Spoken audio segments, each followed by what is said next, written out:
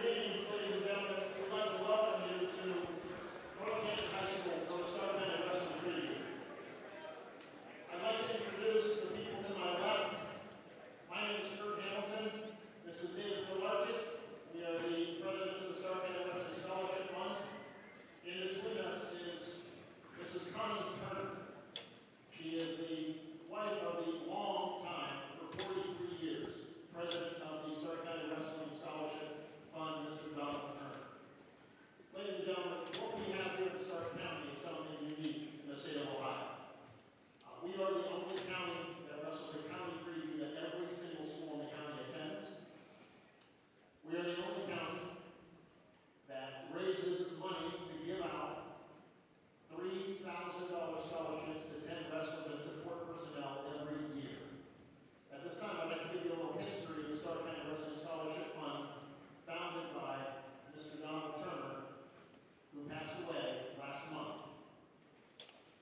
The fund was started in 1979 and gave away its first scholarships in 1980.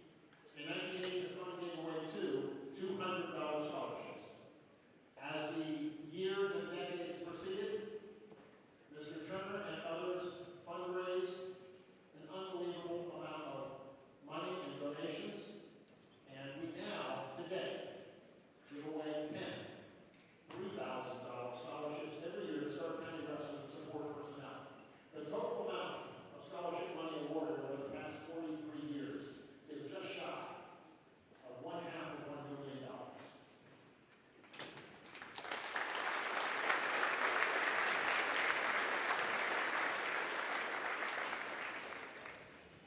In memory of Mr. Donald Turner, every wrestler in Stark County this year will wear a sticker, the one I have on my lapel here, that says DT, in memory of Donald Turner and all he has done to support Stark County wrestling for nearly 5 decades. At this time, I'd like for everyone to join me in a moment of silence to remember Mr. Donald Turner.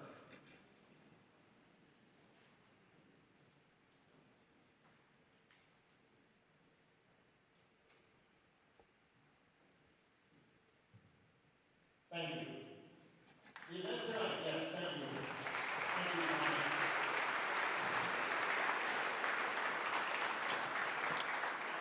Once again, all proceeds tonight will go to the scholarship fund.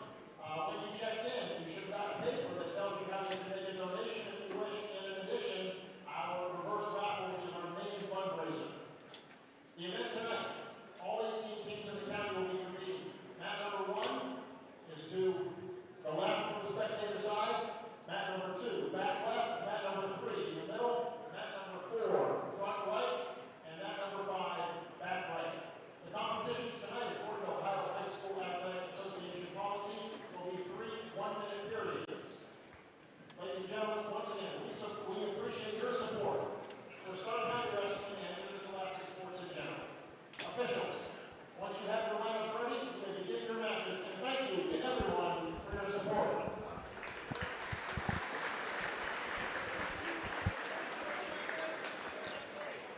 Welcome in, everybody, to the High School Athletics on SMG Network, presented by the Hilscher Clark Electric Company and brought to you by TKDS Sports. I'm TJ Downing. We just picked up a special announcement there by Kurt Hamilton alongside Dave Talarczyk and Mrs. Turner, who those who know this Stark County Wrestling Coaches Association preview and have been a part of it or around it for as long as it has been going on. You heard those messages from Kurt Hamilton. They run this event, and we lost Don Turner last month. So just an outstanding number that was talked about there for scholarship monies that go back to help student athletes, wrestlers, continue their efforts as they get it to the collegiate ranks. All right, also brought to you in part on the SMG Network, our special sponsors and partners. We can't do it without people like H&H Truck Parts, Lindsay's Pizza, LPL Financial, Cackley Insurance, Milano Family Chiropractic and Wellness, Leatherneck Nation MC, the Sam Center, and Save22.vet. Also, Walsh University, C.H. Vallis and Associates, and Nathan's Patio. Hilscher Clark Electric Performance for both boys and girls will be coming up at the conclusion of tonight's event. hosted here on the campus of North Canton City Schools. Shortly, I will be joined by John Lowery and Jamie Fausnight. Before I do that, we're going to kind of rip in through a couple things here. As we know, the final fall state tournaments will take place this weekend, so we are firmly inside and ready to get started. The winter athletics section of the Ohio High School Athletic Association. We heard from Doug Ute today at the Hall of Fame Luncheon Club over there at Tozzi's on 12th Street in Canton. He talked about those events coming up and what we are looking forward to here. We were going to get a chance shortly to see the ladies get underway, as they've been sanctioned now for 2 years in a row. I'm going to give you a little bit of a preview of what you're going to get a chance to see here in just a bit. Your girls' matchups look like this. Caitlin Spangler is going to take on Olivia Brandy. Bella Brutter is going to take on Ella Simon from Perry. Brutter out of Glen Oak. Alliance's Kylie Brown is going to take on Amanda Byler from North Canton. Michaela Metal from Perry is going to take on Ellie DeFiore from Canton South. We had a chance to see Wynn over there at the Fear the Spear tournament, hosted by Northwest.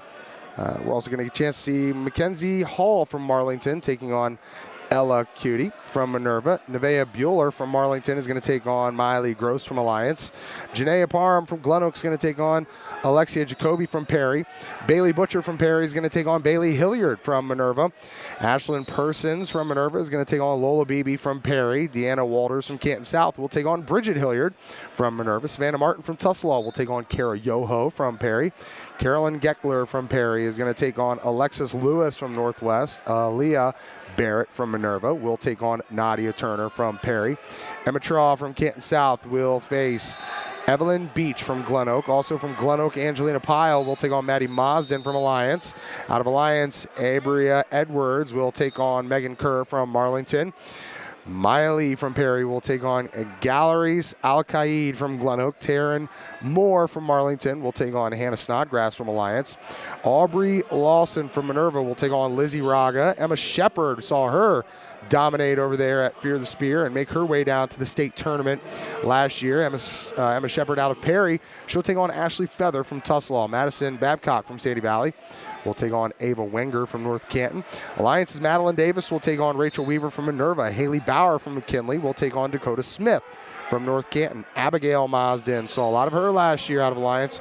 She'll take on Madison Vickers from Sandy Valley. Soraya Patterson from Northwest will take on Isabella Hedelson from North Canton. Adeline Mosden, another part of that Mosden trio from Alliance, will take on Delaney Grimm from Perry. That will be a good one to keep your eye on. And Andelan Barker from Alliance will take on Brianna Waits from Northwest. Layla Patterson from Canton South will take on Scarlett Grace from Perry.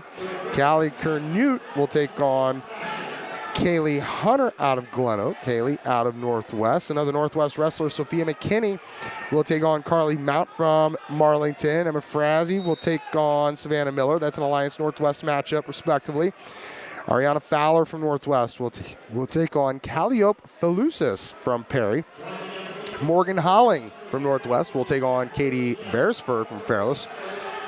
Carlisha West Cole out of Marlington will take on Katie Boland from Massillon. Lyra Merriweather McKinley will take on Isabella Hall out of Alliance. And two more to finish out the evening for the girls' Stark County preview matchups. Jacora Tackett from Alliance, saw her take Top Gun last year, will take on Hazel Boyce from Marlington.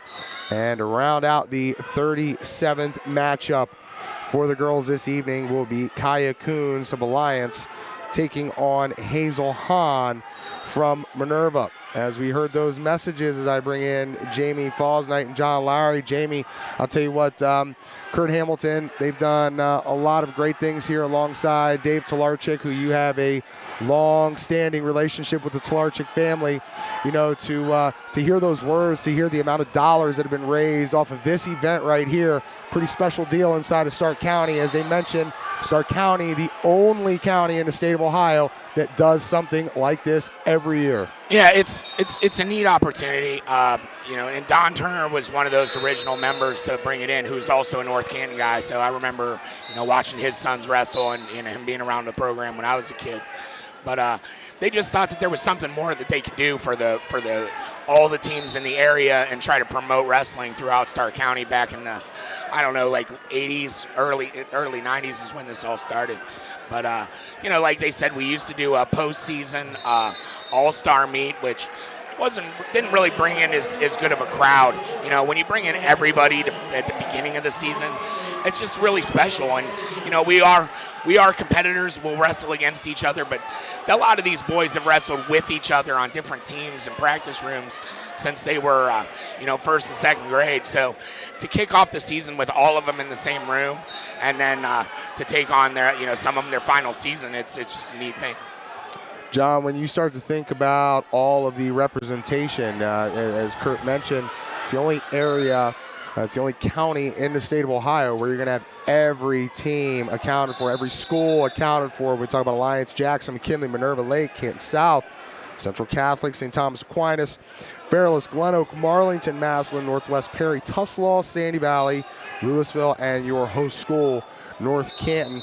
Pretty cool deal to be able to get things jump started. And when we kind of think about that journey where, you know, the three of us have been able to go on it, you know, as we sit there and at the end of the year at the state tournament down at the Schottenstein Center, get a chance to call those state tournament, those state championship matches mat side with the OHSAA. This is the start of the journey.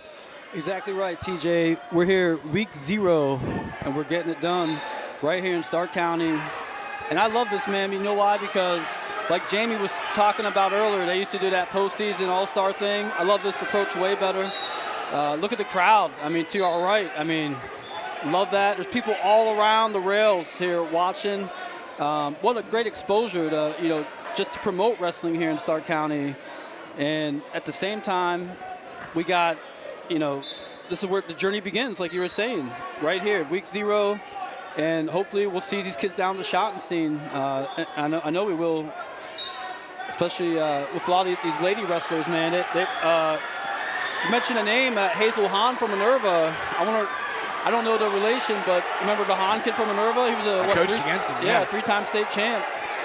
But hey, just to show, you know, wrestling's a small community, and you got a lot of big family names, big people here that I ran into that I haven't seen for years, and I see him here today. So, hey guys, if you can, real quickly, kind of run through here. There have been some rule changes in the offseason. We're going to see this year is something completely different, right, Jamie? You know, if you watch your share of college wrestling, it's not going to be that different. You know, we did implement a lot of the rules from college. The biggest is the scoring. You have the 3-point takedown rather than 2-point takedown. And then with near fall, there's no more 5 count. The referee counts to 1 to 4. If it's 1, it's nothing. If he gets to a 2 count, it's 2 points. 3 count, it's 3 points. 4 count, it's 4 points. So you can get as high as a 7-point takedown there. They are also implementing the college out-of-bounds line. Now, I did have a conversation with one of the referees, and it's not exactly the same as the college out-of-bounds line, because in college out-of-bounds line, you can hover the cylinder, the circle. In high school wrestling, you do have to have the point on the mat. You have to have one point of contact in bounds. Yes. One limb in, yeah. So that'll be fun. It's a good idea. It's cool. I worry that not every gym will be as big as this one, and you have ample amount of space on the out of bounds lines to have it 100% accurate all season long. But it is what it is. We're moving on. We're changing things up and trying to make higher scoring bouts. That also puts a lot of pressure on some of these newer, younger officials. We know our guy Jason Atkins, who has his son kind of riding alongside him as he's grown underneath. Good friend of ours, Brad Scarborough, down there, friend of SMG Network's been a lot of broadcasts with us as well. But you kind of see down here in front of us, Jamie, on mat number 2, you got a youngster down there who, that's a lot of pressure to put new elements in there so quickly, so fast. Yeah. You talked about it. There could be some things that could miss. Yeah. If you have that level of interest to be in it, I'm sure he was well aware of what the college rules were. So anybody who is used to college wrestling, it'll be a smooth transition, really. Hey, speaking of family connections here today, my nephew down there, right in front of us, in front of Matt too, it's in the black hat, Coach Emil Soehnlen at Central Catholic, first year there, assistant coach with Coach Luster.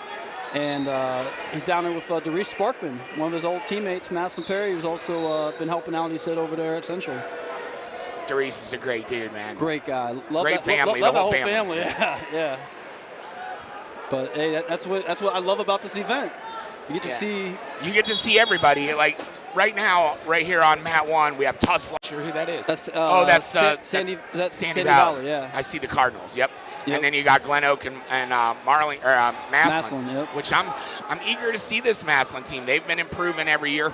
Glen Oak has huge numbers. Those are, and correct me if I'm wrong, fellas, but those look like the two most kids on each team.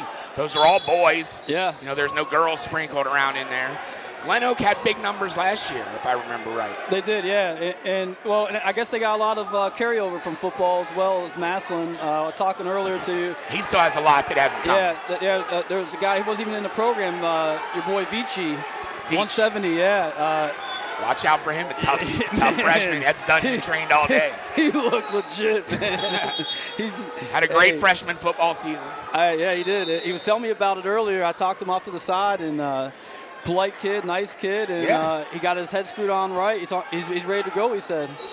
So, expecting big things from him this year, man. Absolutely.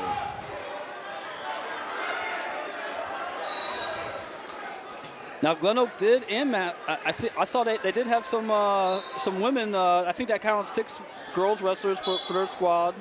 Looks like Bella Brutter, she'll be one of them that'll wrestle. Yeah, so I love that because. If I can remember last year, I don't think they.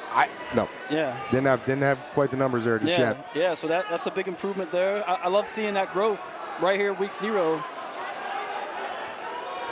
And do you think it's something where a lot of these ladies have seen what Alliance has been able to do? They've seen some of the growth of. Everybody knows about the boys and Perry wrestling there, but I mean, you see the girls now doing it with the likes of Emma Shepard and a lot of different girls there. We had our girl Miller Grimm, who was one of our electric performers from Fear the Spear. That these other programs start to see that, and it gets these other girls say, "Hey, listen, this is something I want to try as well." The story I always tell is the Carrollton one, where they were like, "Hey, we're just gonna see what kind of interest we have." So they had an announcement at school. This was like 2 years ago. They're like, hey, anybody interested in girls wrestling, pop into the cafeteria after school today. And like 22 girls showed up. They didn't see that coming, a tiny school like that. Yeah. So you just never know until you really put it out there. Yeah, to know and that's how it all starts with the girls program. Glen Oak coach, Adam Black, he was telling me a little bit something. He's like, hey, we put out a sign-up sheet in the hallway outside the classroom saying, girls interested in wrestling, sign up on the sheet. And that's how they got literally like tripled their numbers one season. That's incredible. Another thing that I noticed about the Maslin Tigers is they got a big pickup in the coaching staff. Is they got JoJo Tays over there, state champ from Perry. He was helping out at Tuslaw the last year or two, and he got a job in the school district. I mean, he was and so. That's a great pickup for them. It is, yeah. Have rolling around with guys like Veach and and their heavyweights. That's a big pickup for them. Yeah, that's great to have somebody like that in your program. Well, Jamie, one thing I like about all these schools, we were just talking about Darius and Emil, guys coming back to their their communities and giving back, and their coaching. I love it. There's we got a Perry wrestler. Over here, TJ, and hey, we were talking with the rugby coach. He was telling us a little bit about a lot of his best rugby players were the wrestlers. I believe this is going to be a good one to keep your eye on right here. This is going to be Ellie DiFiore taking on Michaela Metal. So keep your eyes fixed here on mat number 3. We've got that. That's your center mat coming through here. If you're wondering what you're seeing here from our vantage point through the camera, your bottom right-hand match, which is only half in the screen, that is going to be mat number 1. Orange is your center mat. That is number 3. Up to the top right is mat number 4. And over to the bottom left, that will be mat number 2. Top left, mat number 5. So you'll be able to catch Michaela Metal and Ellie DiFiore there at center mat.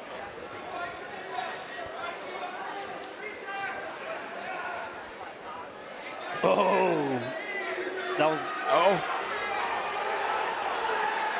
I was talking to little girls wrestling with, the Starr County guru, Anthony Hilliard, who knows everything there is to know about girls wrestling in the area. In Ohio. Metal just got saved by the bell there on that one. Yeah, I saw that. Yeah. With the inside trip. Yeah. And he made a prediction that the Geckler girl could potentially be the next 4-timer. She's a freshman this year. Assuming younger sister of Marshall Geckler. Yep.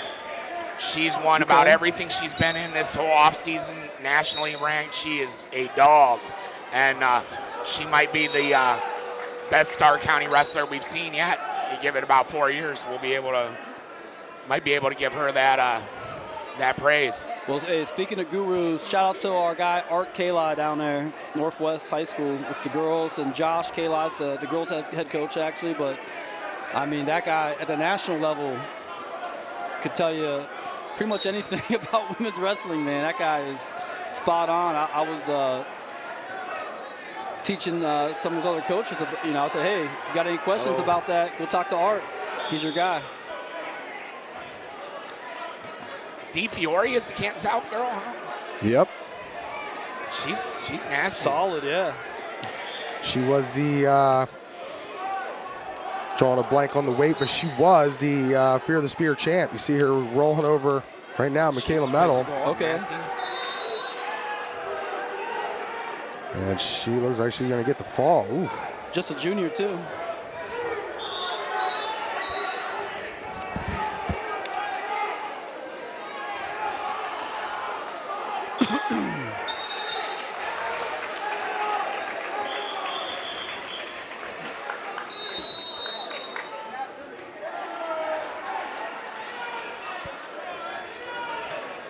So Ellie's going to work from the top now. And Jamie, drawing a blank here, Marshall, he did make it down to the state tournament last year. Do we remember where he finished, where he placed? I don't remember. He placed. He placed? I thought so. Or right he around was that, one right of, around that 6, 7, 8. They only had one or two that didn't. And I feel like he did, and I think he'll be highly ranked this year as well. Okay.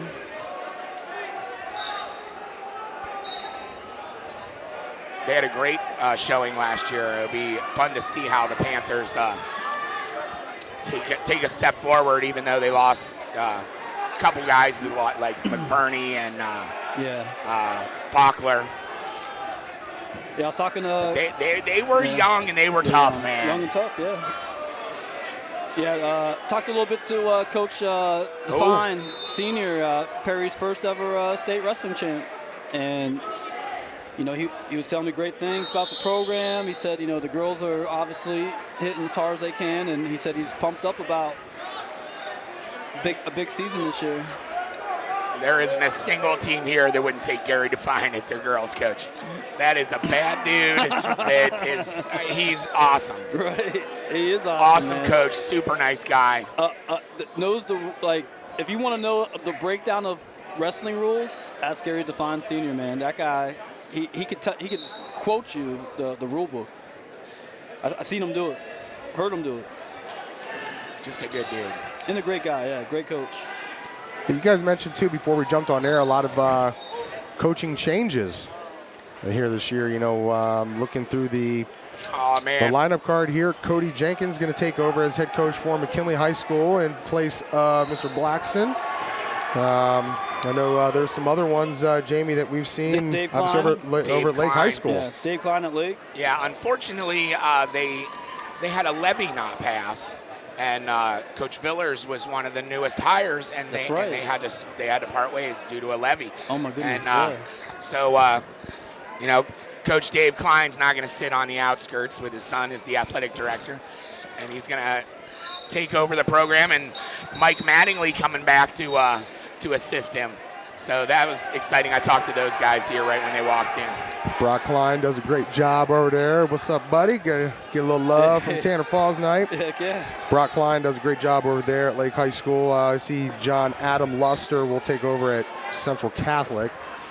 That's Luster's first ever head coach job, man. He's only 23 years old. You got Emil's a year older than him, actually. He's over there helping him with Sparkman, and they're trying to build that dream, man, for Central Catholic Wrestling. TJ, I've never seen Central Catholic have a group this large ever. What's that? Would you agree with that, Jamie? I've never seen Central Catholic have a group of kids this large, this kind of volume ever. You know what? This is the most kids I've seen in a long time. I don't even know if they had a team last year. Sure, yeah. No, spot on. Maybe like 1 or 2 wrestlers on there. I don't know why. Central and St. Thomas. Right. You know, every once in a while they'll have a couple kids, but more often than not, there's very little in their program. Yeah. So that's great to see. Great to see. And I've seen Coach Blacketson, by the way, still down there, very involved with McKinley's program. Yeah. One of my favorite people, man. He's a great guy, great coach. Shout to him, still being involved like he is. He's actually right behind us, coordinating wrestlers to what mat they're going to be on, things like that right now. So, but very organized event. Love this. My first time at this, by the way, guys. I love this way. You know, me and Jamie had a conversation earlier before the whole thing started, and I said, hey, whatever happened to is this like the All-Star thing? He's like, no, this is the replacement of it. And I said, this is way better. I love this idea, and I think the preseason approach here gives everybody a good opportunity, not just to show off what they did in the off season, but gives us a chance to, you know, kind of build that road, that adventure down to the Schottenstein. Yeah, it draws way more money than an all-star event. You know, this brings everyone here. Yeah. It brings every single person, you know, not just the top 3 kids in D1 and in D2 and D3. We got every division represented, D1, 2, and 3. Well, yeah. we did it that too. Yeah, and we did it that too. But yeah. every kid is here. Yeah, like 100%. you had to be an all-star to be at that. So it quadruples the amount of fans, and it's just it's a better way to make money. It's a more interesting format. Because the all-star matches, some of them were good. Sometimes the kids took it seriously, but for everyone that they didn't take it seriously, our sport's not like that. We're not here to see kids play around and make a mockery of wrestling. It's just not entertaining to the masses. What Jamie's talking about, TJ, is kids will do like pre-planned matches if they're like state champ versus state champ. It would never be state champs and state champs. It would be 2 kids that were barely JV. Or placers. And they play around and they play around, do like cartwheels and stuff like that. Yeah. So yeah, this is way better format. I agree with Jamie 100%. I'm loving it. I think you look back here too. You see Canton South, as we talked about, Ellie DiFiore, Coach Joe Rutherford running that program, and obviously we got a chance to see one of my favorite matches of the year down at the state tournament. Don Prosperi taking on Landon Jenkins last year. I believe they were wrestling for 3rd place, or was that for 5th? Or was that? It was for 3rd or 5th. I know that. Yeah, you're right. Yeah. And Dom was able to get that victory. That was the semi. Or no? Was that blood round maybe? No, because they both played. Okay, yeah. Dom won in that match. D'Angelo Spear, he's a junior. He's going to return as well. We saw him come out of district with his hand raised right here in North Canton. It's a nice program over there at Canton South High School. Agreed. They put a lot of time into it. You're starting to see the fruits of that labor. And what do we really know here about a lot of new faces for Coach Micah Coleman at Louisville? You're going to have a Rhodes still on there, junior Colton Rhodes at 120. Logan Demos at 132. Look down a little further. I know the big fella, drawing a blank on his name, he's gone. Was that Brendel? The Brendel kid is gone. Yeah, you're right. He's gone. TJ, So now you got a freshman, Xander McCroby, Owen Swope, Roy Newell. Young faces there. I'll tell you who here. I got one here. Hold on. Let me find him. Braden Elsass, a junior. Anytime you see an Elsass out of Louisville, you better watch out. Check out 157-pounder, Abel Boyard, Louisville. Rock solid kid, man. Putting his time in the off season. I don't live in Louisville no more, but all the times I've been down there, I seen that dude hitting the track in his sweats at night, running, man, working out. I was like, what are you doing? He's like, getting ready for wrestling season. Nice. Tell you another guy interested to really see Hunter Dietrich, what he does out of Minerva. That was a fun one to be able to watch when him and Tyson Clear from Malvern squared off. Yeah. Hunter Dietrich is nails, man.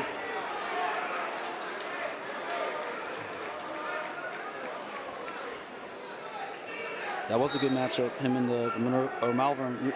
Boy, you're not lying, man. You look down at this Glen Oak roster, it is deep. It's deep. Jeez, might be the deepest in Stark County. I think so. I think so, It was like that last year.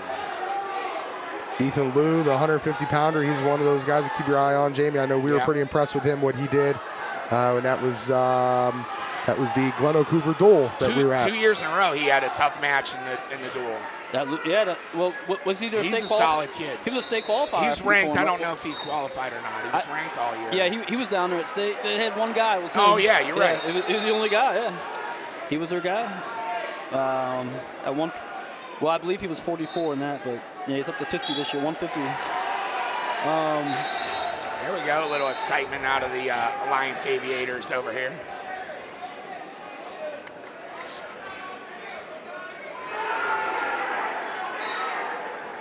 Oh, Glen Oak with a little headlock over there on map 5.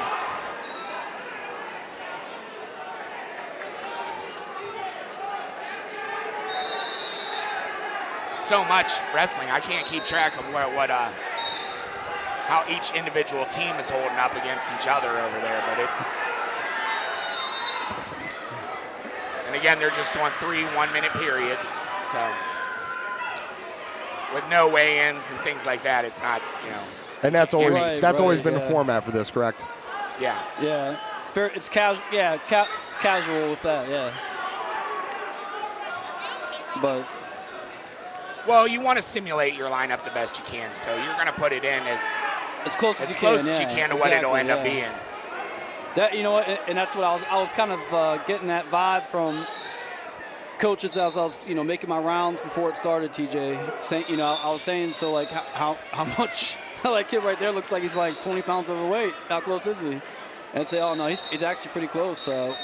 We weighed him in for our own because we want to make sure he's on track to make weight. So they said, yeah, he's, maybe like 5 or 6 pounds, maybe over under. So anyway, I was glad to hear that, which I get that. That makes sense, especially today with the way that the system works with the weight program. You can't cheat it. I see the big fella down there from Central Catholic, Dane Ostertag. Don't see him on the roster at heavyweight. It looks like they're just listing a freshman for the new coach we talked about, Adam Luster, comes from that big time, long time, lot of family members over there at Perry High School. The Lusters, great people. Supposedly that kid can press 250 pounds over his head, TJ. Yeah, Dane was alongside one of our Hilscher Clark Electric players of the game, Connor Thomas. Oh, no kidding. When, on a blank, I believe that was when Alliance lost to Central Catholic over there at Central, and Dane alongside some of the other big fella, Jonathan Stengel, taking care of their wide receiver. Looks like he might be just out here taking some pictures and doing some photography.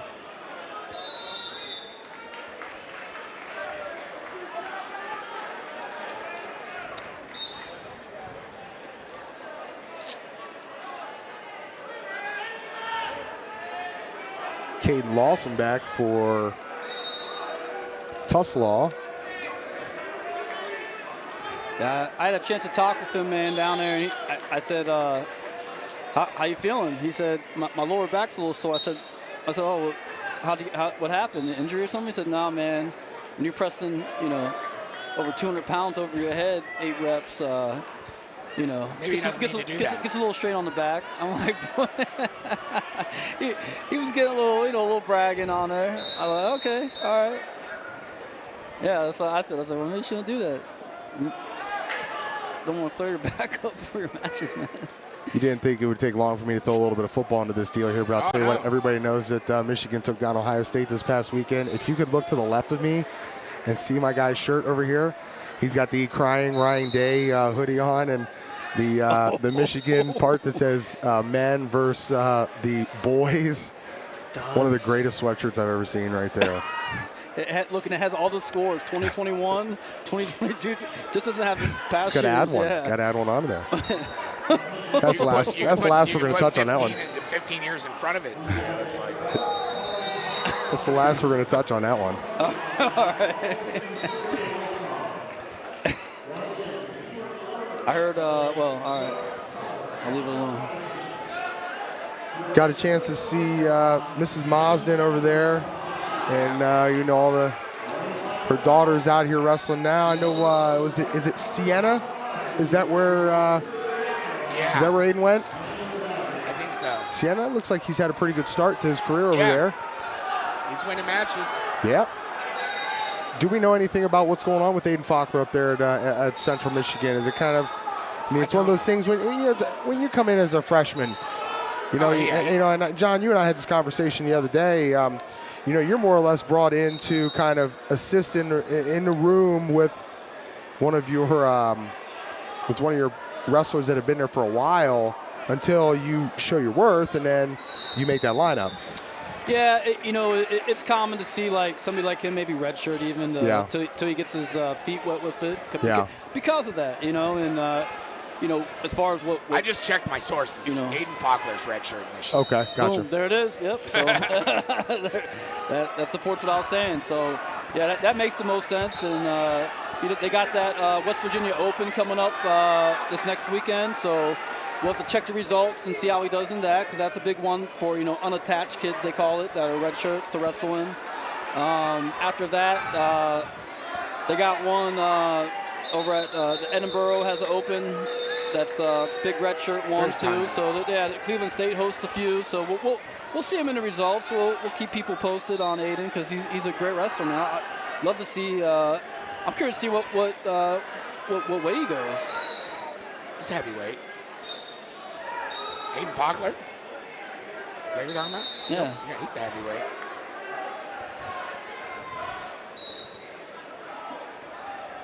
He was just one of those leaner heavyweights, that you talked about. He's very technically sound. You always made it known, Jamie, that he's just one. You get spoiled watching a heavyweight wrestler like him, because he's actually one of those guys that works and scores points. And it's not one of those 2-1 matches. 1-1 going into overtime. Put you to sleep matches. Yeah, he wasn't like that. He was out setting stuff up. He was the reason I used to say, year of the heavyweights.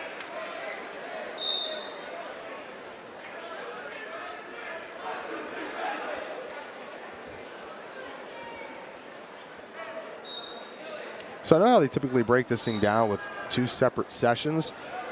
Not sure if that's how they'll actually do this thing, since it's got started a little bit later. Will they just kind of roll right into? Yeah, they'll go right into it. Yeah. It'll clear out, and the next crew will come in. I wouldn't put that water right there. No. No, because knowing that Aiden was I thought he was a lighter heavyweight. That's why I was thinking. Yeah, he was. College wrestling, man. The way they'll get you down to the bone, man. He's not going to get down to 97. All right.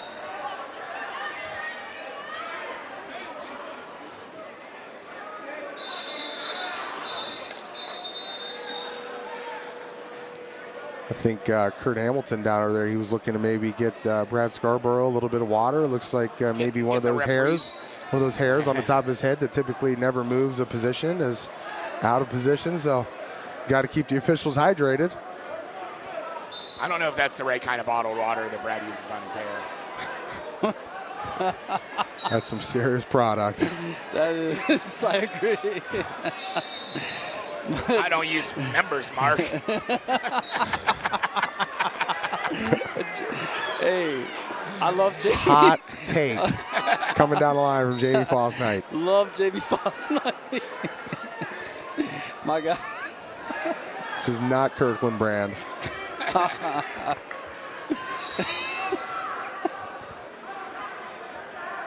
Now, I don't believe I've seen Jason Atkins here tonight. I know. I saw all the referees. I saw the officials. He's not here. Jason not. Shout out to Brad Scarborough. Is his son Jason's son has been active in officiating? Not sure I don't know him as well as you do. It was maybe, last Jimmy. year. I haven't seen him anywhere this year. You know, one young guy who ended up going to the Ohio State University that is not wrestling, who got his official's license, is a kid named Alex Bosky. Oh, there you go. So that's one. Yeah. He's at Ohio State now, and he's gonna referee some youth matches, from what I'm told. Yeah, he was fun to watch. Loved watching Bosky, man. He was exciting. It's he's just a different kind of. He just wrestled a different style. So we were spoiled to have that for 4 years too. Yeah, no, yeah, I was probably one of his biggest fans besides you, Jamie. Yeah. You're kind of like his coach, so you didn't really count as a fan. Oh, but, yeah. Yeah, but I can live with that. I was definitely probably, he did it on the mat, man. I love that, mat wrestling. I was just preaching that to my nephew. I was like, he had these Central kids doing all these drills on takedowns. I said, man, I was like, Emil, what were you good at? He's like, wrestling on the mat. I'm like, why don't Emil you? was good on his feet too. Yeah, but Matt was, that's where he made the flurries happen. I was like, you need to show him that stuff, dude. He's like, yeah, that's tough though. I was like, well, hey, get tough. Tough makes tough, right, Jamie? It does. That's hard to teach, though. That mat wrestling stuff's hard to teach. I can feel it.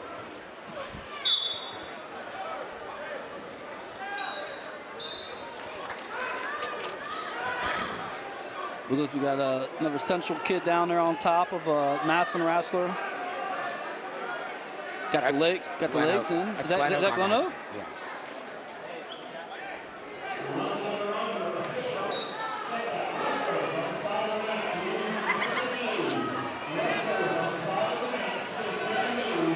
It's a good match going on down here on mat number 1 between Tuslaw and McKinley. Physical wrestling going on down there. Oh! Whoa! So with the new rules, if he would have kept his hand in, Yep. that's points, right, Yep. Jamie? All right. Coaching moment.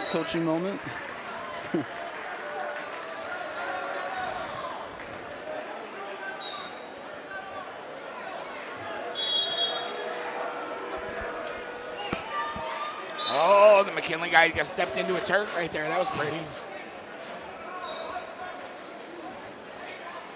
Knock that bridge foot out.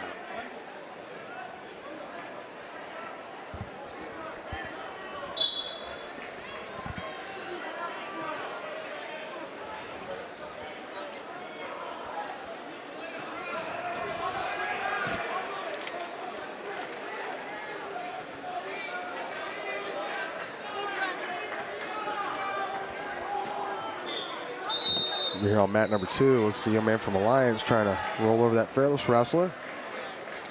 Here's Bridget Hilliard, senior from Minerva, coming out. Lost in the blood round last year, I believe, one match from placing. Anthony's oldest. He's got a daughter. It's a freshman as well. Wow. Wasting no time at all. Yeah. Would you consider that like a blast? Hell yeah, I would. Yeah. Dang. That was. There has never been a Hilliard that was fun to wrestle. No, yeah. I used to. That's a tough family, man. Well, is that that's Chad's niece? Anthony's daughter, right? It's Anthony's daughter. Yeah, Chad. I used to call Chad the crocodile because he would like rip your face off on the mat, and I hated it. Still remember the story he told Jim Bostic and myself about. I believe that was his senior year when he was down at the state tournament and lost his first match, and his coach kind of pulled him aside, said, "Here's, Yep. he battled through injury, I think, all year long." And I was like, it's been a great year, but I wouldn't be upset with you if you just, this is how you wanted to end things, but there's another way we could go about this thing here. And what did he do? He ripped off 4 straight victories to take 3rd place. I mean, how hard that? five, How hard is that to do? I mean, That's- mentally and That's It's tough. that's yeah. character. yeah. That's more than It's called grit. there's more than just being like a tough person or a good athlete. Yeah. It takes a lot of character to get over that and then get yourself right and then compete that hard for that long. Greater later. Nate Carr calls that greater later. But yeah, that's the pure definition of grit right there. Yeah. I used to work out with Coach Coleman and Chad back in the day in the off season a little bit, and like I said, I'll just be glad to get out of there without getting my throat taken out of my or my esophagus taken out of my throat. Man, it just ripped me a new one every time. But learned a lot from him. Well, Anthony worked really hard on this girls' team in Minerva, and is no longer the girls' coach, but you can see what he's done. And his daughter Bridget taking on Deanna Waters from Canton South. Oh, and gave up 1 as time expired. No, I don't care what kind of match it is, exhibition or not. Those are the little things you don't want to see, You want to be stingy at the end of periods and things like that. Oh, and she comes right with the double leg. There's the headlock. Oh, nasty headlock. Man, you know what that is? That's the face melter I was talking about that Chad used to do to me. Rips your face off. That's Interesting, though, Jamie, because you go in there for that double, and if you don't fully get it all the way through, you see what happens right there. Waters gets rolled over, and that's a tough situation to be in. Look like for a moment there, you feel like you have that momentum going forward, and before you know it, you're on your back. Yeah, that's the end of the match. Like that stuff. That's right up my alley.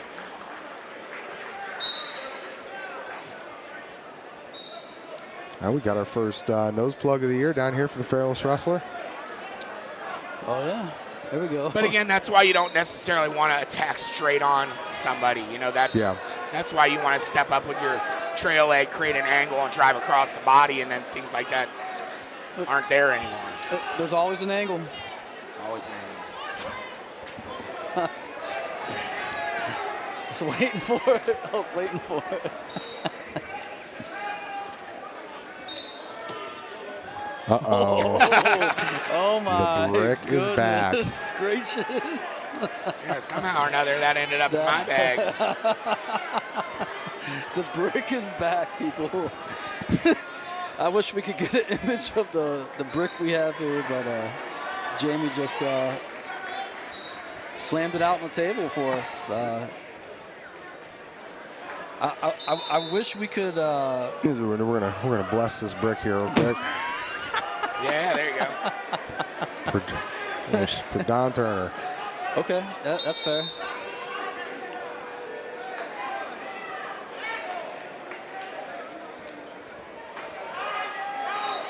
That's nasty half. Is this the Geckler girl? I don't know. Put the That's DT. TJ's putting that decal on the brick right now. Might be. There it is, people. There it is, TJ. Yep. Oh, no. I think next is the That's Geckler what's up. girl. That wasn't her right there from Perry? No, I think this is the next one. Okay, all right. I thought I was going to. And I think as of right now, maybe by next year for sure, the Perry Panther ladies are going to be the best team in Stark County and not look back. I think Alliance still has them with some numbers. Yeah, you're right about that. So, Jamie, behind us here, this would be your second session wave of wrestlers starting to get ready. Yep. See Louisville. Coach McBurney people. back there. Anyway, you can. Perry. That is amazing. These kids are out there just doing high-level stuff. I didn't even notice. They're just warming up. Oh, yeah, I see Soehnlen, Coleman, the Louisville crew. I see, that Boyard, Abel Boyard. Dude looks nasty right now. Looks like a college wrestler from Louisville. He's been putting in the work. I know that. My daddy still lives down in Louisville. Said he sees that kid doing sprints up Century Hill in front of his house. 5 a.m.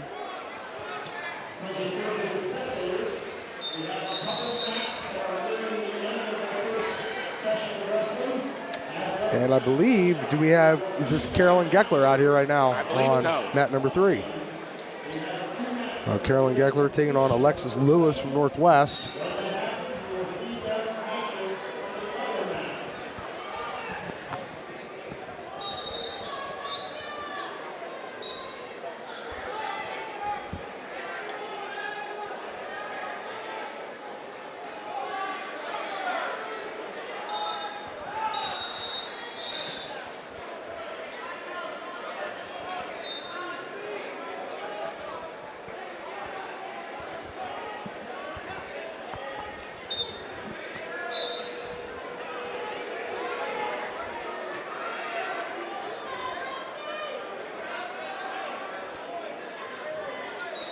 You know, Jamie was talking about the numbers of Alliance women's program. I was more impressed with their pre-session warm-up. They were doing round-offs, flips, and the cartwheels. I mean, super athletic group there. Then I seen Massillon, same thing with the boys. Lots of wrestling teams do that stuff. I did all that stuff. I can't believe you didn't. In one wrestling room or another. Yeah. I know you can't now. I seen some of those Massillon boys, man, walk on their hands to one side of the mat, the other side of the mat. I can never do that. That's pretty. Yeah, I can never walk on my hands. That's really that's a balance act. Yeah. I was impressed. So Lake and Sandy Valley are concluded over there. Okay. Surprised some of these boys will go over and warm up. Oh, they might have some exhibition matches. Looks like maybe, is that a Canton South boy down there warming up, or Minerva? Minerva, okay.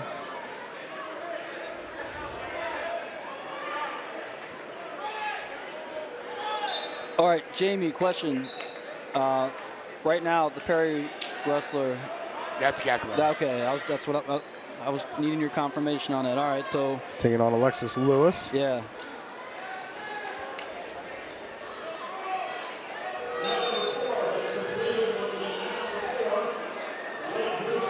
I'm not sure where their scoreboard is. Yeah, I was looking for that as well. Yeah, I'm not sure either. I don't know. Maybe right below us, I'm guessing.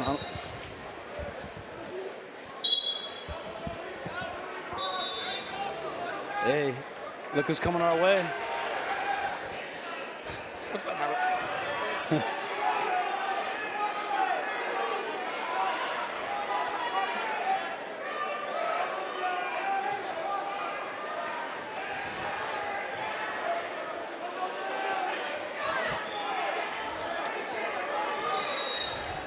Those guys look so tiny over there on the far mat. Yes, they do. They do not look like 106-pounders. No, yeah.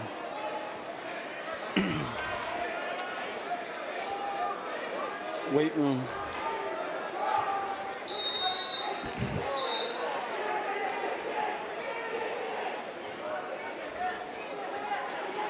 I was about that small going into my freshman year.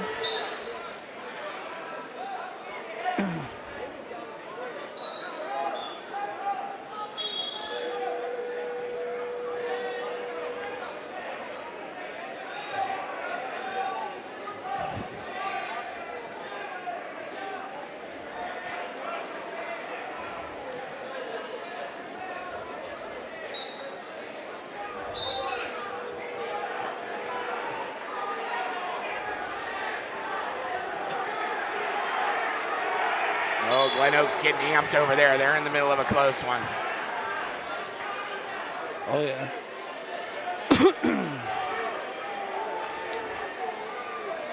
So, Federal League, help me out here, Jamie. Is Massillon in that for wrestling? Or how's that work? No. Okay. All right. You're an all or none. Okay. So that's then what? Jackson, Glen Oak, North Canton, Perry, Lake, all right. Green's the only one that's not in Stark County. Okay, that's why they're not here then. Okay, I got you.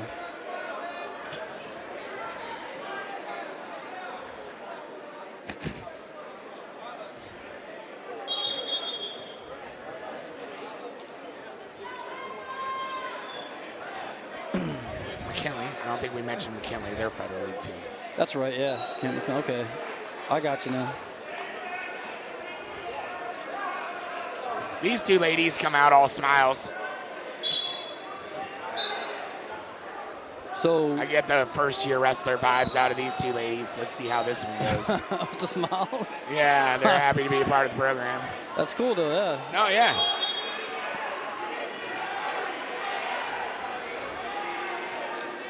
So the reason I mentioned that about the Federal League then, because we got this matchup with, Glen Oak out there, Massillon duking it out. So then Massillon's not in it.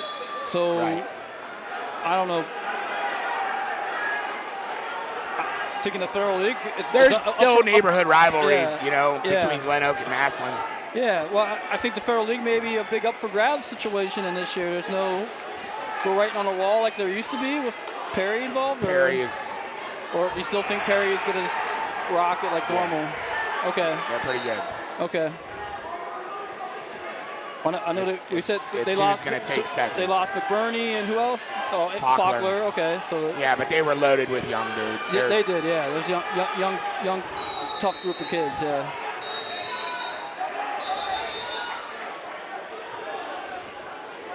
Matchup with some heavies over here on mat number 4 between Glen Oak and Massillon. Seen that, yeah.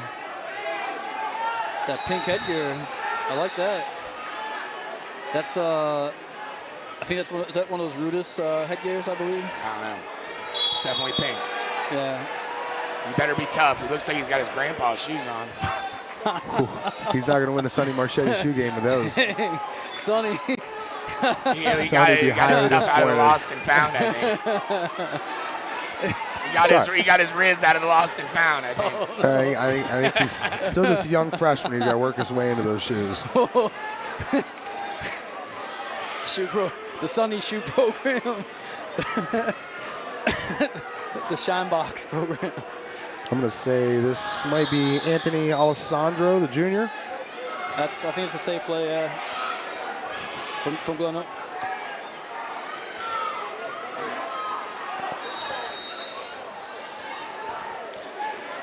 Seen a college coach already here doing some looking. Oh, yeah. Yeah. Coach Ryan Riggs. Yeah. Mount Union. Dad, the legend Dave Riggs, my hero. He needs to put a fence around this area. Steal them all, man. Right.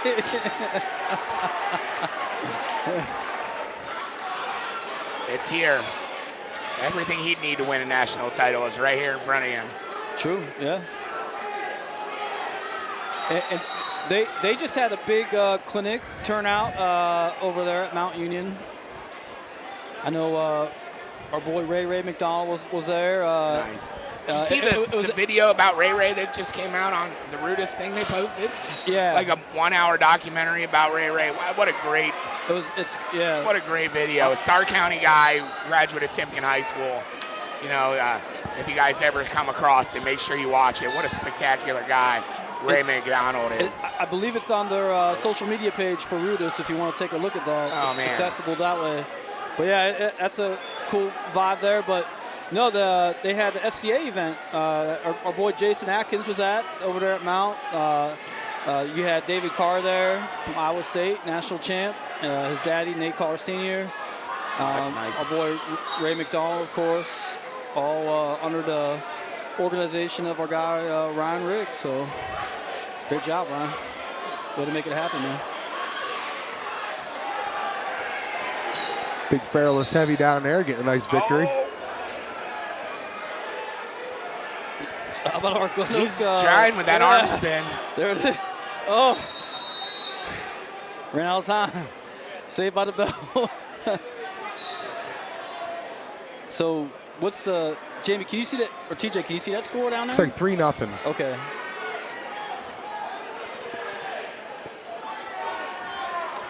The one score clock we can see, they put a bottle of water in front of the scoreboard. Right. Well, now they reset. It's a 0-0. Yeah, I don't know. So I know last minute, Kurt Hamilton, Dane Johnson, a lot of the guys, Coach Gamble, they mentioned that There's a lot of youth coaches, a lot of help and volunteer needed to make this thing work. The big guy's getting throw happy over there on the far mat. Yeah, that looked dangerous, man. They both wanted it. That's all or nothing. Heck yeah, I like it. Little Greco out there, Greco-Roman. Spartacus. And there's Coach Villers, the coach from Lake last year, helping out over at Massillon. Oh yeah, okay. Well, would you agree? I mean, it's hard to stay not involved, right, Jamie? Oh yeah. Yeah, I think one of the other fun things too, when you talk little heavyweight action, Anthony Miller was a fun one to watch from Lake last year. You know, he kind of basically lived in the shadow of a guy like, you know, Aiden Faulkner, and even, you know, as he struggled so much against Colton Arnold, and then finally was able to take him down here at the district tournament to be able to qualify for state the year before. It was fun to see Anthony. I mean, and such a big lumbering body. He can play some offensive tackle for Air Force. And I was just going to say that. I knew he was an academy guy, yeah. It was fun to be able to watch him, watch Coach Klein and work with him. Yeah.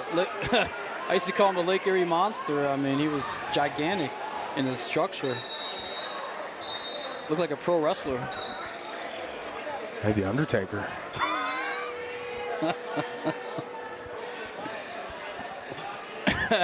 That would be a cool entrance. Here, you know, hear the dong. Boom.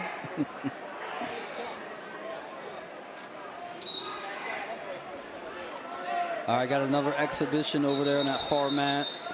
Now they got it's the complete opposite. So the super lightweights. Yeah, those guys don't look 106 either. Yeah, that's well, you know, these are the guys that are back up 160, so a lot of them are probably smaller. Yeah. Featherweights. Featherweights.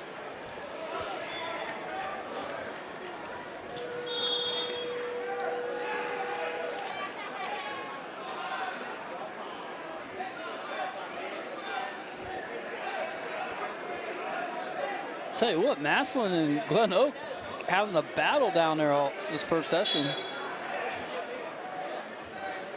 And they're loving it, both teams. I love it. Yeah, they're amped. Yeah. They're into it.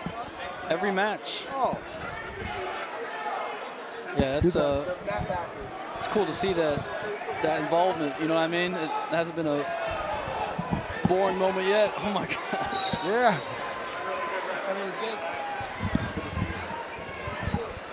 Jamie, Stamatios Paxos, this will be his junior year. Yes. Okay, I know obviously some upside for him. Also, Sam Renneker. He was a match from going to the state tournament last year. Actually, one call away that really very easily could have gone his way. Christian Friel, Ethan Kling. It's a nice little lineup. You got AJ Dolph. AJ Dolph. You know, shout out to him, man. I know everybody always wants to know what the status of his health is, man. I'll tell you what, I had a heck of a year, 1,000-yard rusher for Coach Baum and North Canton Hoover Vikings on the football field, and that was one of the deals, man. You know, you almost felt like at times, was he trying to come back too soon from an injury, which it was to his foot, right? And then, you know, you're a guy that relies on a lot of those quick, fast twitch movements, and just nice to be able to see him feeling healthy, out here competing. Yeah, I know there's a lot of, I'm sure there's a lot on his shoulders. You know, when your daddy's Brian Dolphin, you're just kind of, you want to carve and cut your own path. I'm sure there's a lot of pressure on that kid's shoulders, right? You know what? I think that a lot of that pressure is gone. He's a senior. He's had some injuries and things like that. He hasn't wrestled in like 2 years. You just want to go out and wrestle, just enjoy it.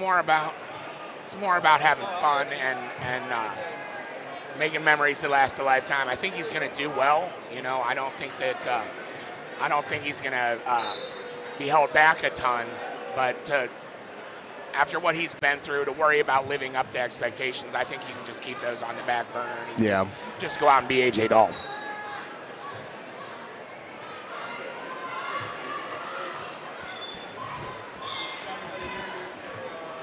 But he's a dude that can catch fire, that's for sure. And that's kind of the fun thing, not about just a team sport when you see somebody catch fire, but an individual sport like this, to see a wrestler catch fire and just put together a streak where, you know, the confidence level each match just starts building more and more and more, and you start to see a string of dominance put together, and hopefully all of it ending in something really, really special, right? Absolutely, absolutely.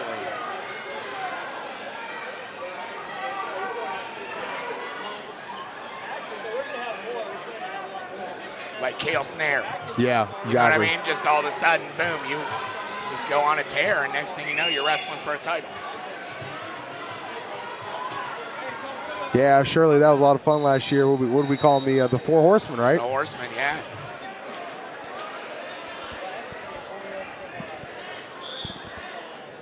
And now you see young Landon Jenkins. He's now he's driving tractor. I don't know, yeah. Pulling competitions and competition. all types of stuff, man.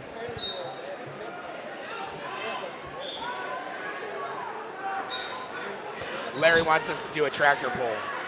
Still, I think one of the better environments that we've had a chance to be around was going down there to Carrollton to the Black Hole, and had the way it was set up with them and Minerva and the light right over top of center mat there, and just the environment was absolutely small town excitement. Gym was packed, energy was through the roof.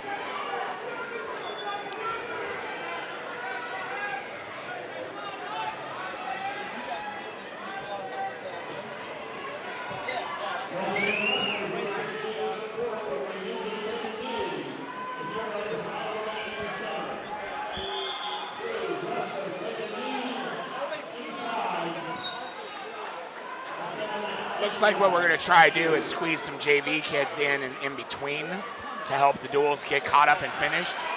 And then we'll start the second session. Because I see some North Canton kids coming out that weren't in the last session.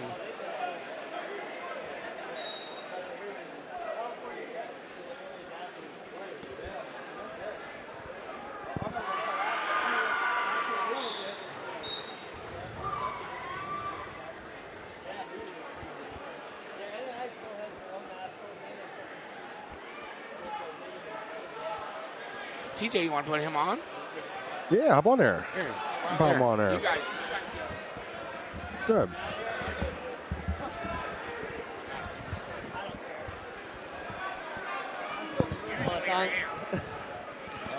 Coach Riggs, the Mount Union Purple Raiders. What's going on, my man?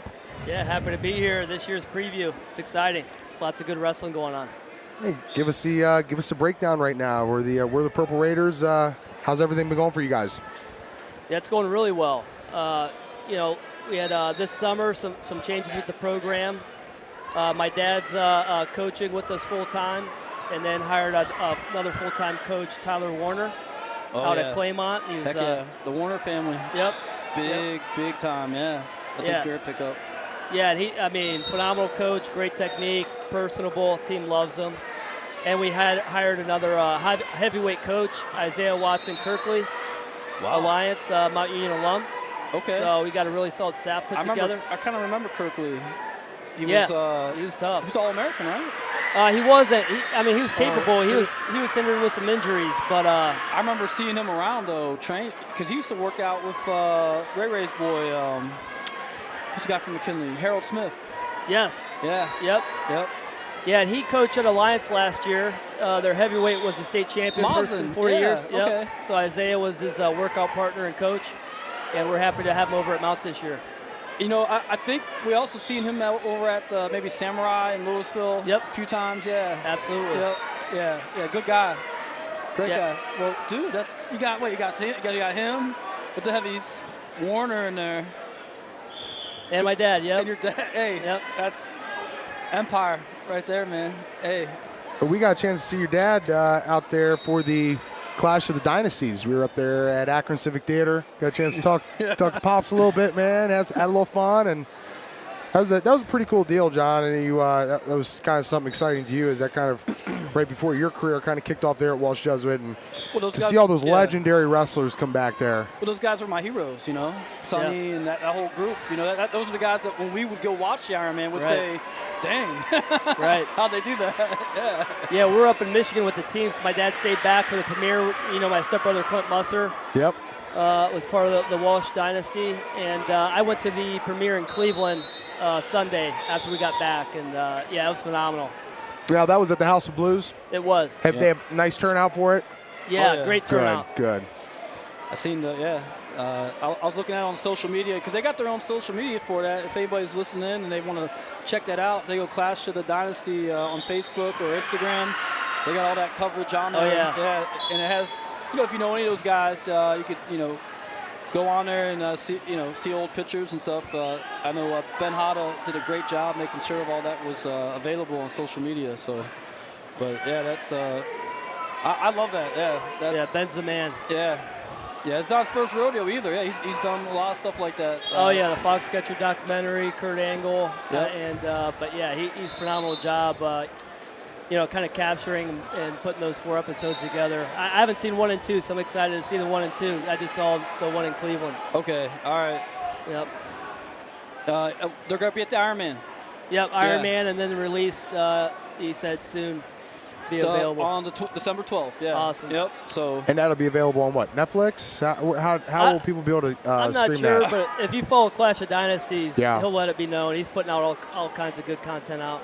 Yeah, he's talked about different platforms for it. I'm not sure which one they're going with yet or how it's going to work, but yeah, he says keep up with it on the social media for the Clash of Dynasties. If you type that in on your search, it's going to come up real fast for you.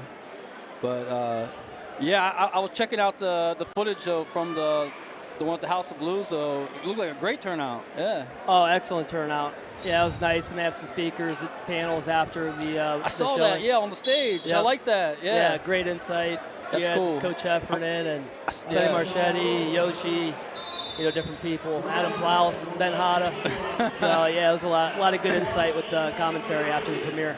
Adam, the only thing I can say to Adam Plaus was he introduced me to, I forget, it was one of his friends or somebody was with him, and he was, you know, trying to explain to him who I was. I'm just a guy who used to just choke repetitively right? and scream, yeah, because he was trying to make me tough, yeah. Yep. I was like, I don't think it worked, but hey. You're pretty tough. So. I appreciate it, man. That dude would get on top, and he was so good about, you know, positioning on top. Mm-hmm. He couldn't teach what he did, I don't think, from a coaching standpoint. It was just, it's like a David Carr kind of thing. It just, some kind of magic would happen, and you couldn't really explain it. Yeah, and it just or is like a Michael Hurley kind of thing. Right. Yeah. And his attitude and grit he had. Oh, it's incredible. Tough, yeah.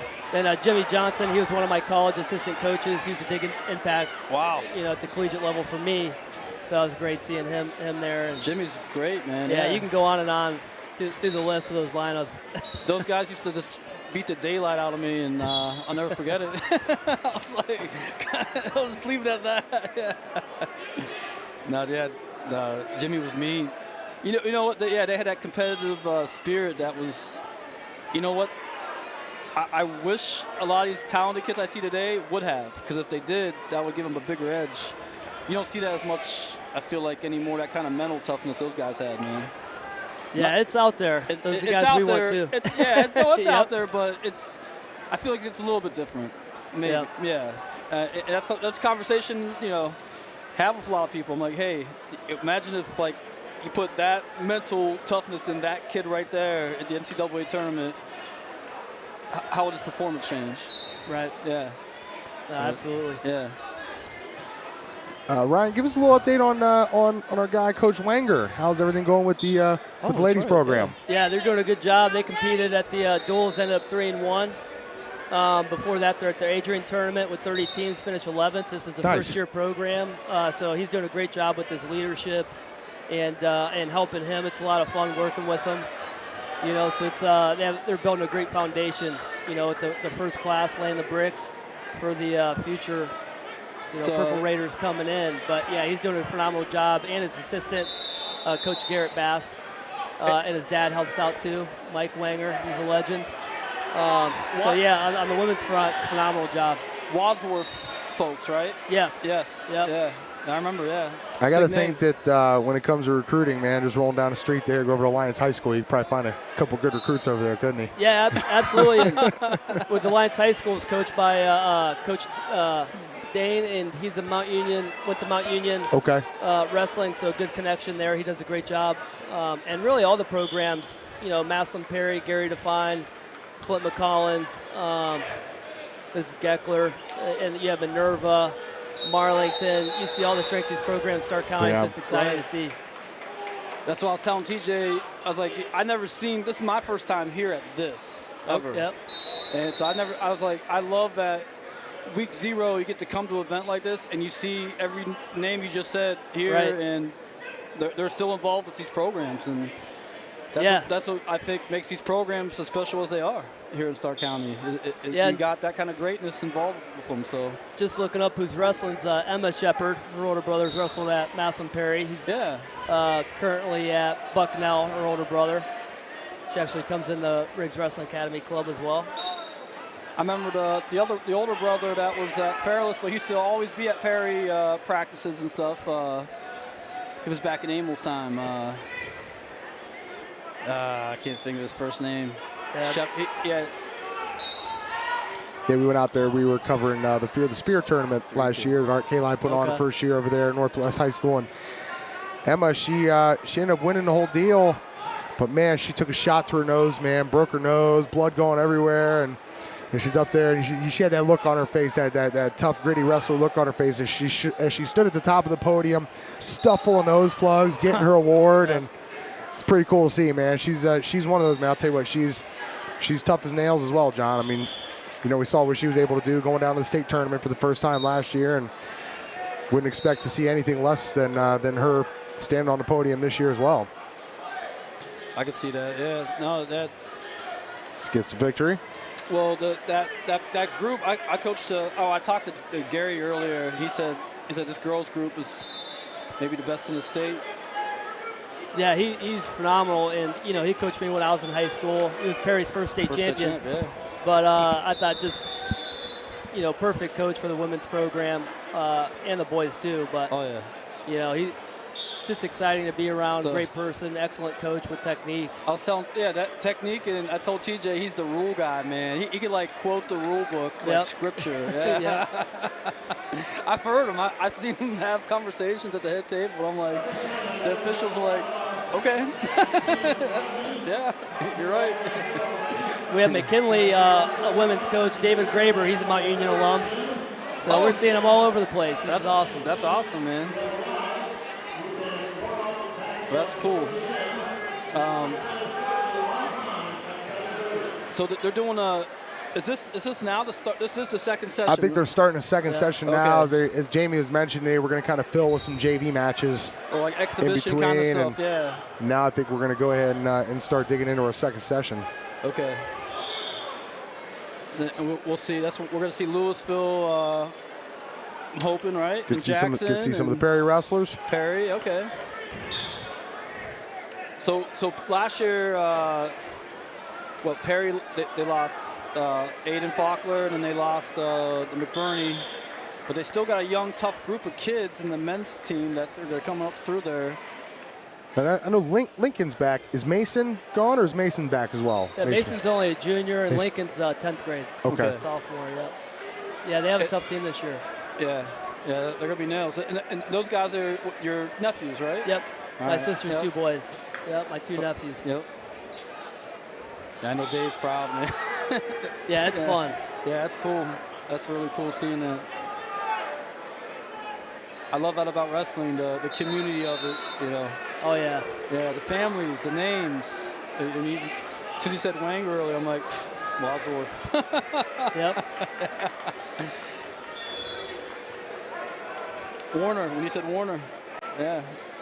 Yeah, go to Claymont, Uricksville. Yeah, you'll see their pictures up in that gym. I have. Yeah, and his brother's the head coach. Oh, that's right. Warner. Yeah. He has that academy too for. And his dad runs the Warner Elite. Yeah, that's cool. I like that. A little fun football fact for you here. This weekend, state championships over at Tom Benson Stadium. Okay. You'll have 3 first-time appearances. You know who one of them is? Out of Janaden Hutton, Indian Valley. He's going to play for a state championship this weekend. Whoa. You talk about that Uricksville area, man. I know there's, Okay. you get those small towns like that. Whatever sporting event it seems to be, they always. Jamie and I were talking about before you jumped on. One of the best atmospheres we've been around is we went down to Carrollton to the Black Hole. The atmosphere between them and Minerva in that gym, that was intense, man. It was great, and it's always. Not to say it's any different when you go to a Jackson North Canton duel, but when you get the small school environment, it's different. It's got a different feel. Yeah, it does, yeah. No, I was down there. Claymont had that they have a tournament every year down there, and Malvern. I was kind of checking out this our guy from Malvern. Yep. And I was like, they did the finals. They brought the spotlight, Ryan, down the middle of the gym. Yeah. Nice. Over the mat, lights out. Everybody had a little intro song. I mean, they made it a show, which we need that kind of stuff. Right. Yeah. Those kids everybody loved it. I loved it. Yeah. Yeah, the smaller programs, I love seeing all the pride that they have. I was winning a lot of South Range matches, and they had a lot of pride with their home duels. We have 2 sophomores. Jake Starkey's our varsity 165-pounder. He just beat the 7th-ranked kid in the country just 2 weeks ago. Nice. But being in their gym, Minerva, just seeing the pride at these schools, the tradition that they have is awesome. Marlington as well. They have a great foundation and tradition, and they have a really exciting atmosphere too. No, I like South Range's squad because they're kind of new to the game, right? Aren't they? That's like a newer. How old is that school? Would you say? School's older. I just don't think they've ever really had the success there. Now it's kind of starting to hit the forefront. Is that what it is? Yeah, Jake Starkey's senior year, so just 3 years ago. They're made a far running in the state duels. They won the. Was it 2 years ago? He was a senior, the football state championship. Yep. Yeah. Canfield won it that year as well. Yeah. South Range able to take down Ironton, man. It was a great game. And Jake Starkey's father was on the first national championship football team at Mount Union, 1993. Wow. Man. So even smaller world. That's cool. That's dynamite. Even a smaller world. Look at that gold nugget. Coventry started their athletic hall of fame. Coventry High School in 2008 was their first athletic hall of fame. My dad was inducted, so was Jake Starkey's father, Jeff. So they were in the same class, along with James Harrison and the Steelers. Get out of town. So now you have, they're inducted together in 2008. Now my dad's helping me coach Jake Starkey, Jeff's son, which is like pretty cool how small circle it is. That's a cool circle, man. I love stuff like that. That's really awesome. I believe we got ourselves, we got a Mazdan down here taking the mat.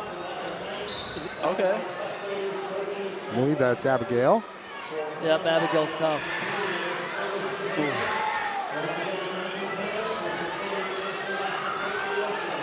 Yeah, speaking of football, Mount Union just beat John Carroll in the playoffs. It was 50-something to 7. Put a hurting on them.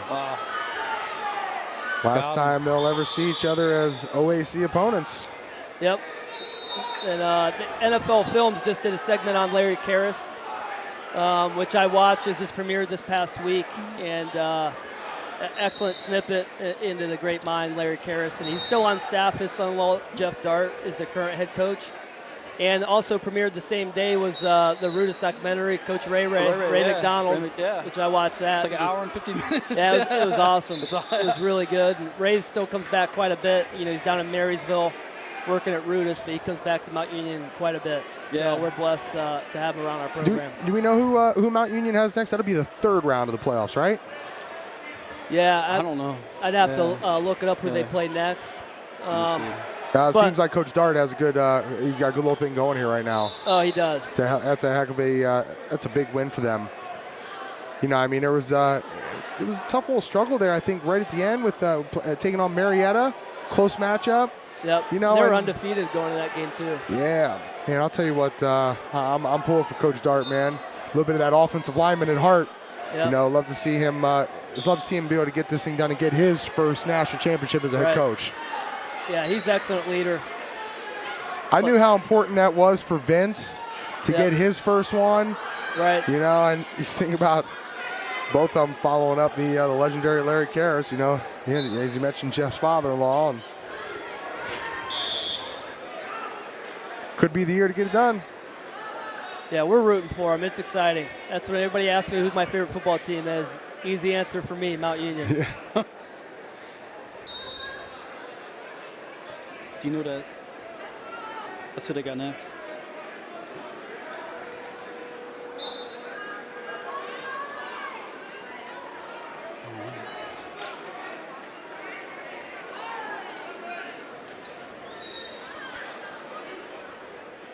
What do you got here? Carnegie Mellon. Carnegie. Okay. Pittsburgh area, right? Yeah, Yep. that'll be at Mount Union. Okay. Yeah. That's where we're across the street from University of Pittsburgh. Yeah. All right. That'll be a match. All right, 3 more victories. PA And versus Ohio kind of thing. 3 more victories, and you'll be bringing back that'd be number 14 national championship. I think there's 13. Number 14. Wow. Oh, damn. 14 since '93, man. I'll tell you what, it's a heck of a run. Yeah, and they laid the blueprint, in the 90s, but, all the sports programs do an excellent job competing in the national stage, national level. Yeah. And I firmly believe we can build a dynasty, Mount Union Wrestling. We have our home opener tomorrow Just against ask you about Otterbein. that. Yeah. So tomorrow night at 7 p.m. in Timken Gym. So Now- taking on Otterbein? Yep. Now, do you guys still? And forgive me if I missed this, but you guys had that open. Did that happen yet, or did I miss it or no? No, so we had our Mount Union invitation. Our invite was November 2nd. Okay. And then our open will be January 19th. That's it's gonna be- always the day before Martin Luther King Day. Okay. Yep. Got a while still. Okay. So, and that's a big one. A lot It's of coming Division up, Ones though. come Okay. in. Yeah, Yep. yeah. I remember. Well, I think it was your first year there. I went to watch. Well, me and Emil went up. Yeah. Nice. Yeah, we were like, dang. Yeah, it's a tough open. Dude, there were some matches. Yeah. Yep. Yeah. Oh, big crowd too. Yeah, we had a champ that year, Jordan James, Okay. won at 141. That sounds right. Yeah, I remember that. Yeah. Well, that's what. Yeah, we were. I remember. I mean, you knew because everybody in the gym knew because it was like Fight Club, man. Everybody be around that mat, Yep. Yeah, gathered around it like, who's wrestling here? And they would tell you, yeah. Yeah, and we added women, so women's will have a quad going on same time. Nice. So it's usually 8 mats, so it'll be more than 8 mats this year with the women's battling as well. That's genius. I love it. That's great, man. Well, yeah, I think, Ryan, man, what you're doing right now with that program, yeah, you're right. You are building that dynasty for wrestling there, and I'm looking forward to it, man. I'm your biggest fan. I appreciate it. Yeah. Yeah, so tomorrow night, 7 p.m., Timken Gym. It's we have good crowds, and we have a tough team, a lot of grit, so we're excited. Heck yeah, man. And John was talking about Dries now helping out with the Central program. Yeah. With Emil, yeah. Yeah. Yeah, Emil's excited about that, man, yeah. He said I told TJ, I think that's the biggest group of Central wrestlers I've ever seen at any wrestling event ever. Yeah, I mean, it's great seeing these guys, stay involved in coaching, giving back. And, I mean, they're great people, great coaches, Yeah. even early in their careers. So I'm excited for them. Great for the community. Dries is a good kid, man. He is. That whole family is a great family, in general, But, always love them. And cool thing about the sport, families like that, like we were talking about earlier. Families like your family, yeah. But, hey, that's why we're here still, right? Yeah, Dries' niece, his cousin, his younger cousin, she's coming in. She just started wrestling. Abigail comes in the club, Rick's Wrestling Academy. So there'll be some more Spartans coming through. Oh my goodness, that's awesome. That's what's up. Yeah, so Never ends. Yep. Love to see that. But yeah, anything else for me, guys? No, man, I'll tell you what. Hey, we'll be looking forward to tomorrow. Everybody follow on. Well, you guys got some different social media stuff you guys do that people can keep up to speed on what you guys are doing? Yeah, so you can check us out, Facebook, Instagram, for all the latest news, kind of insight, just Mount Union Wrestling. Yep. Okay. Easy to find. I'm on X, Riggs Elite. I always put out stuff there. But yeah, follow along, come out to matches. We have a lot of exciting stuff going on. February, we have a home duel. We're actually acknowledging our 50-year alumni reunion for our first OAC championship. Ray McDonald was part of that team, 1974. So it's a 50-year anniversary from our first OAC championship. Wow. We're honoring our alumni at our home duel in February. When is the date on that again? Yeah, It could be February. Yeah, I'll get you exact date here. My mind's ahead looking right at tomorrow. Oh, yeah, you're ready. But pull up our schedule. Game ready. It'll be February 7th. That's a Friday Okay. at 7 p.m. Did you get that, TJ? Yep. And we're facing Heidelberg OAC opponents. We're going to honor our alumni from that 1974 team and all of our alumni who will be there at our intermission. Okay. Wow. Good stuff, man.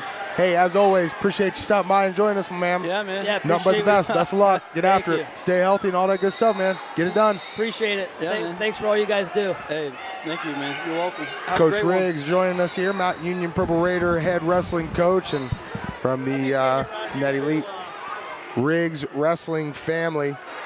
As we got some different matches going on here right now as we've entered into the second session. I want to give a special shout out here as we couldn't get this done without all of our great partners. High School Athletics on the SMG Network, presented by Hilshire Clark Electric Company, and also brought to you by TKDS Sports. Also brought to you in part by H&H Truck Parts, Lindsay's Pizza, Cackley Insurance, LPL Financial, Milano Family Chiropractic and Wellness, Leatherneck Nation MC, Sam Center, Save22.vet, Walsh University, CH Vallis and Associates, and also Nathan's Patio. At the conclusion here, when we start to wrap up some things, we're going to have our electric performers, boys and girls. We'll also remind you again that this couldn't be done without special doings of Kurt Hamilton. And when you talk about the Stark County wrestling coaches, the Stark County wrestling coaches and the amount of money that they've raised for these student athletes from 1979 to 2023,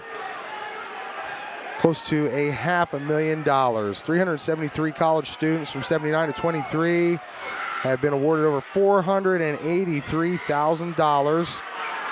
And we got some different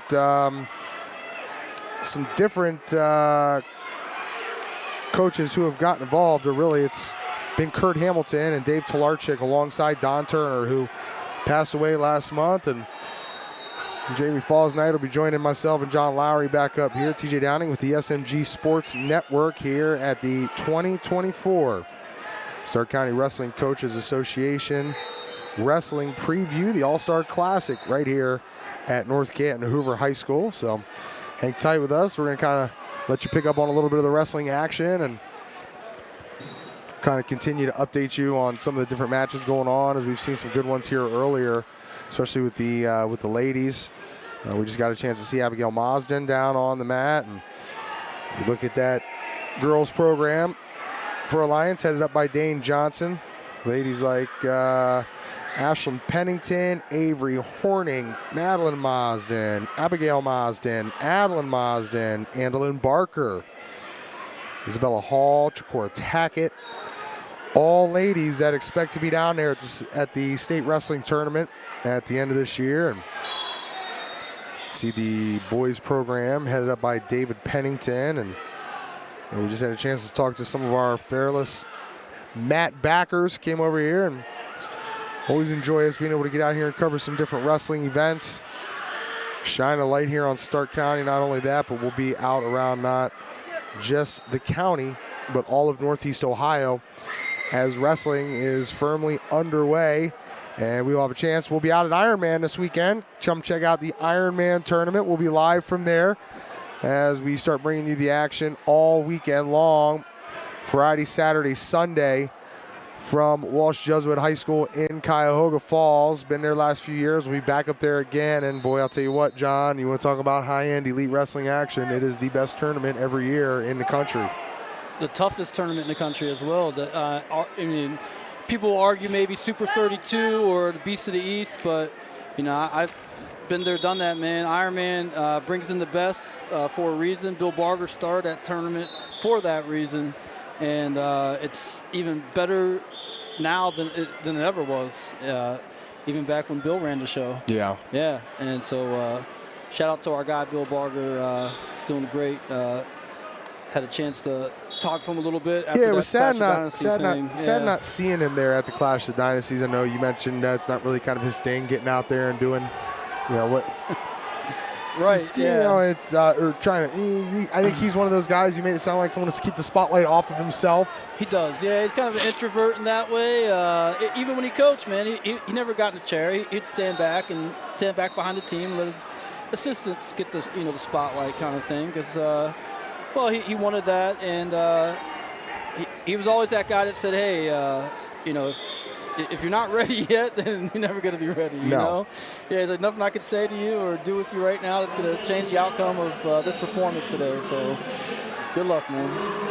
But, nah, you know what, though? Iron Man, though, I can't wait.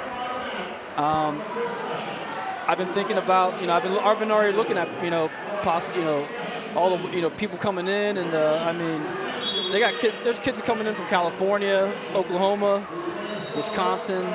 When is it? Is it next weekend or this weekend? It's this weekend, Jamie. Yeah. Kind of disappointed that we're not going to get a chance to see a Ferrari this year.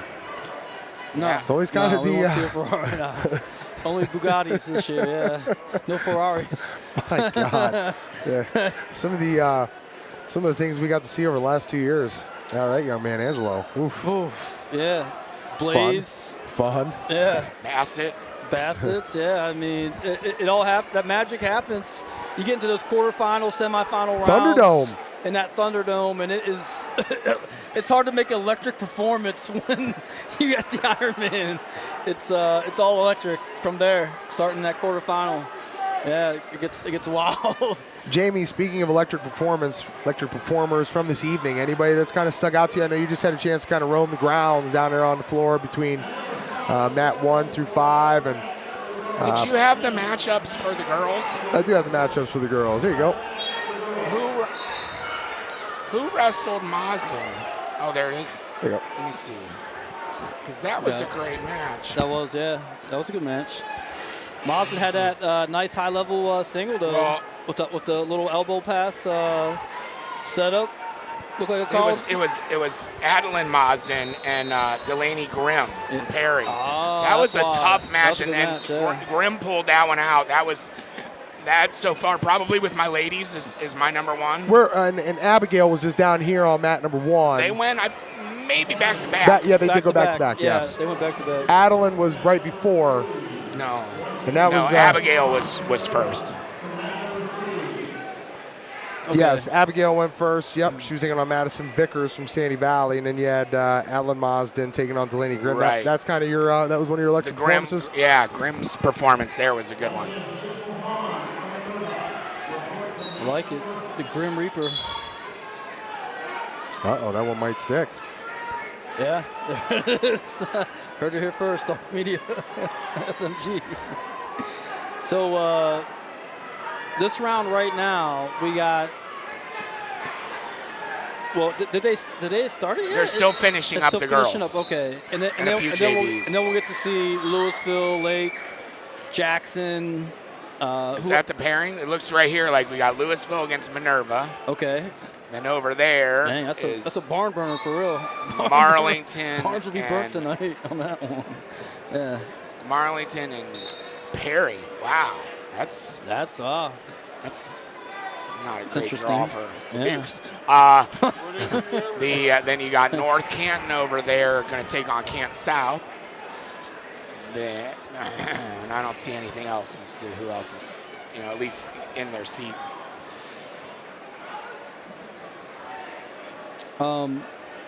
Marlington boys, they got a kid that's pretty tough. Caden Maley, man. He used to be a Louisville kid for a while there, and came up through.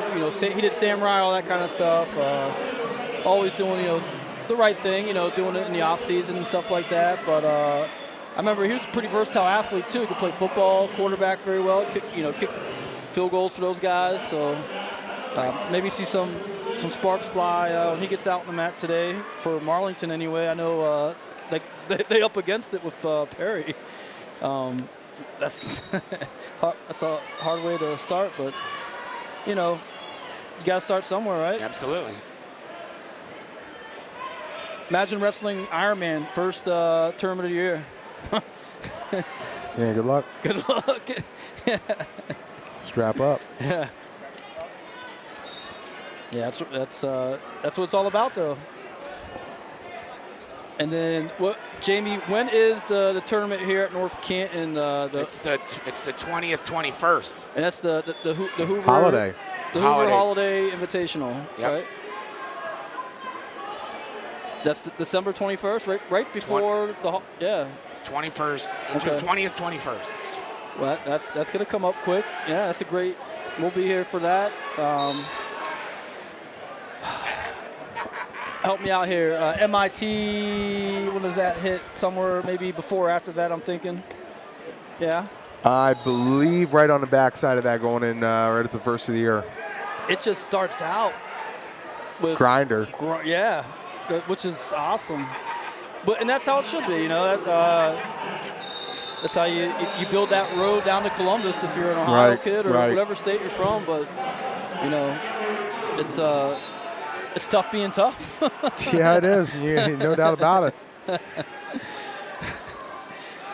Oh yeah, Ironman always a great tournament to be at. They do a great job, you know, Man, I can't hosting wait. the hospitality room. Just they know how to take care, and they know how many people they have coming in from around the country, and you know, you got a lot of people that you want to take care of. Make sure they're feeling comfortable there. You got a 3-day-long tournament like that. It's a big tournament. You know what? Talk about like, you know, college coaches that show up, you know, to recruit. Gosh, how many? I mean, I could name 24 D1s, D2s, D3s, NAI coaches in the past 3 seasons we've been there. Yeah, I mean, it's, you know, and there's a reason they come. Yeah, we've seen some of the biggest schools out there. Yeah. The power conferences. Yeah, I can't wait. Yeah, you got me pumped up now. Ironman? Yeah. Oh, yeah. I won't be able to sleep tonight. You had Ryan Ludwig from Northern Illinois on. Yeah, you turn around, you see somebody, you see a Wisconsin Badger, you see a Purdue Boilermaker, Michigan State, you know, the who's who from around the country. It really is, yeah. It's the who's who. They still have that book? Remember the who's who? Horton Here's a Who?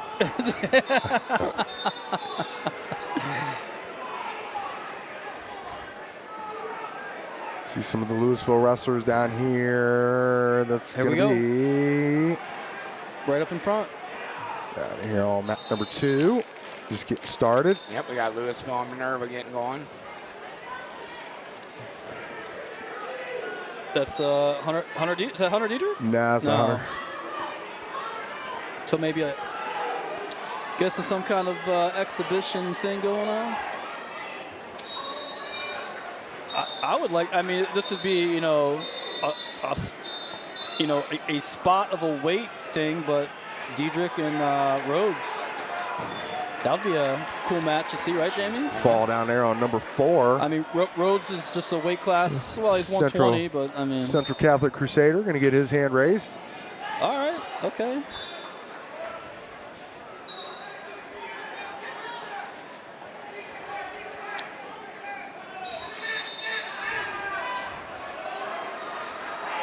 See Emil down there. Give him a little love down in the corner. All right, yeah. Coach Emil. Never thought I'd see that day come, man. You know, it's kind of like me and Riggs were talking about. It's cool just seeing, you know, the families in the sport, the people that, you know, you've seen years ago. Just saw him lift his hat. He's got the Lowery hairline. Oh, yeah. Yeah, unfortunately for him, he does, yeah. He wasn't – he didn't get the DNA from the Soehnlens in that, yeah. But he got their calves, though. He got those big Soehnlen 9x12 calves, man. He got it's tough to run with those. His dad played for Michigan, didn't he? No, his dad wrestled on Notre Dame's last wrestling team. Oh, his uncle. His uncle played for Michigan? Yeah, so his uncle, Greg. Played football. Yeah, Gregory played football. He was on that state champ team at St. Thomas in football with our boy Jackie Rose. And his other brother also played for Michigan State, was also part of that team. Chris Soehnlen, a.k.a. Buff. Boy, young man from Louisville down here, Jamie. After 1 minute in the first period, managed to go up 10-1. Yeah, I know with the new rules. Well, then it's so that takedown with the near fall, that's 10 points, TJ. It's 2 sets in near fall. Yeah. Oh, you're right. Yeah, that's 2. Yeah, so I mean, you're getting 7 points though on that takedown near fall. You see what I'm saying? Yeah, It's crazy. It's craziness. Yeah. So, but the tech fall and the major decision is still All the same. Yep. So that's, I don't know. Well, cool. Hey, incentive playing. Be more active. Maybe that'll encourage less stalling. Is that the hope there, maybe, Jamie? I think it's just to encourage higher Action. scores and action. More action, yeah. Well, and that's how you prevent the stalling, yeah. Gets people, fans more excited. I know it's not like watching paint dry then. Shout out to Coach Coleman down there with his group, man. Him and his dad, Jeff, Micah and Jeff Coleman. I've known these guys since I first started sport. Great people. I wasn't even part of the program, and I knew what they were because they were reaching out trying to help me and everybody else they could because they wanted to promote wrestling. Yeah, absolutely. That's just the kind of people they are. That's kind of, big hearts. So wait, here we go. Is this our guy? Is this Hunter? No. Oh, come on. Stop teasing me. Where's he at? I want to see that. I'd really like to see him and Rhodes Clash of the Titans kind of thing happen. Something like this, that would be a great one. This would be a great platform for something like that, you know what I mean? First guy out of the gate for Central Catholic. Looks like they're starting at 13 on these matches. Is Prosperi. Oh. Don Prosperi, returning state placer. What a fun year he had last year, man. It was fun to watch him. Yeah, his Top Gun, man, what a turn. Yep, that's where he beat Landon. Yeah. For sure. I can't remember the state tournaments. Yeah, you're right. I remember That was the finals. It was a finals match. I can't. Because Landon upset the Streetsboro kid. Right, so I feel like that happened 5th and 6th, maybe? Not sure.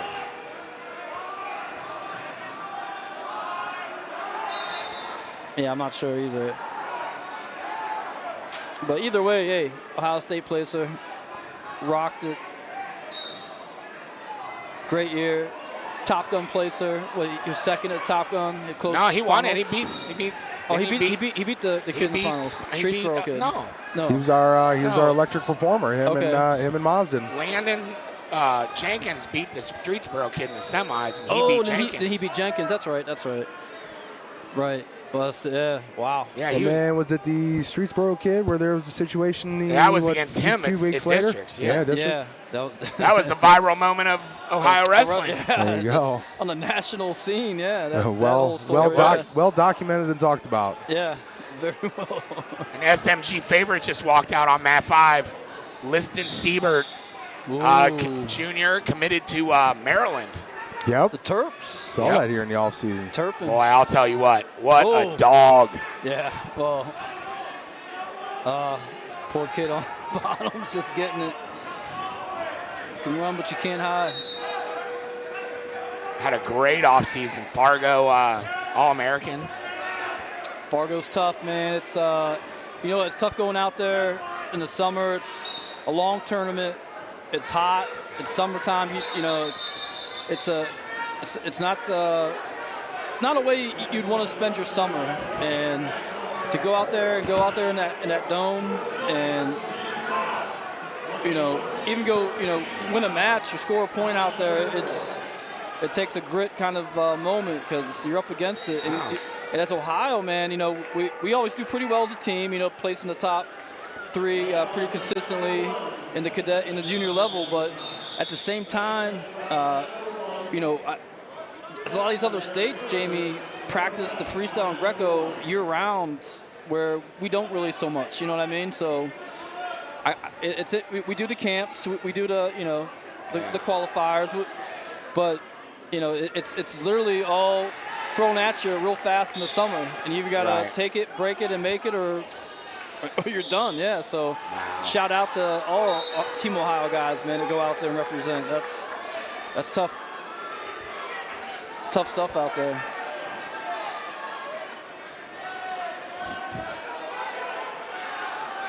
get a stop sign. Liston's going to get the fall. Y'all American in Fargo, they give you a looks like a mini stop sign. Right. Yeah, it's kind of cool. Ryan Riggs, that was just up here. He has a couple. He has a couple, yeah. I think my first year out there in Fargo, Ryan, All-American, that was his first time out in freestyle and Greco. I think both styles he did back to back, That's cool. Which is tough to do, yeah. Yeah. He was my roommate that year. Me, him, and old Harry Lester. 3 amigos. Yeah. We had a Nintendo 64 up in the hallway there with those little mini TVs. We're having mini in between the matches. That was the real tournament action that year. Yeah, I bet. Yeah, playing 007.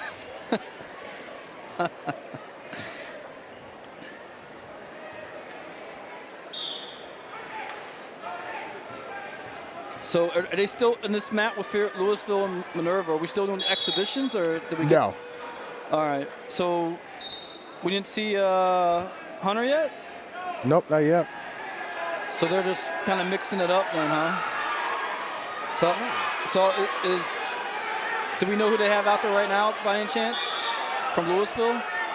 Just to kind of gauge where they're at? Not sure. Is that Pollard? Maybe? Freshman? No idea. I think it's Xavier Pollard.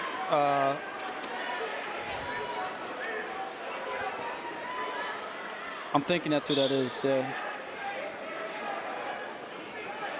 113. I think they started at 13. So then, yeah, so I'm confused about, yeah, I agree. I thought they started normally, yeah. Unless Canton South didn't have a 6. That's possible, because that's the only reason I said that. Maybe they did start at 6. Okay. Oh, okay, I got you. They started at 13 over on that. And okay, that makes more sense then. Wow. Aviator for big win over there, heavyweight. This little North Canton kid's wrestling Prosperity pretty tough. Finally getting back to the action over there. Looks like, I believe Dom's leading 7-3. Jamie, is that? I'm not sure who it is. That's little Paxos? Is it? Maybe it is. I can't tell with the blonde hair. Yeah, that's who it is. It's Leonidas, isn't it? No, it's Stom. Stom, okay. Well, Stom's the older one, I thought. Yeah. Stom's the junior. Yeah, he was a 6 last year. All right. Leo's the middle one. Okay. Wait, all right, you're right. Yeah, that's who it is.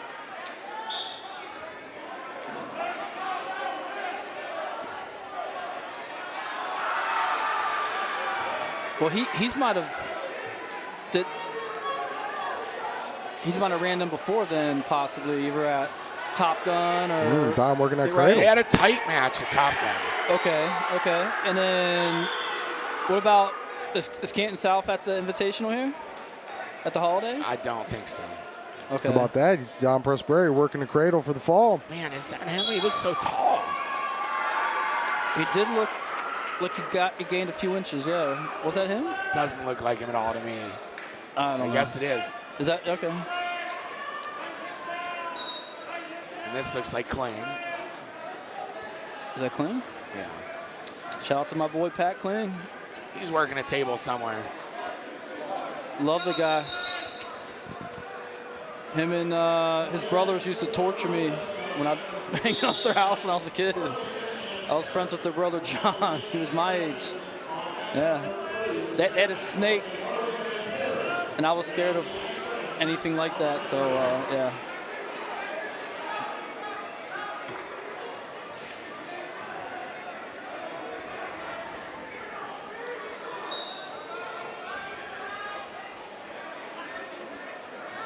Got Mason Rohr taking the mat over here for the Panthers.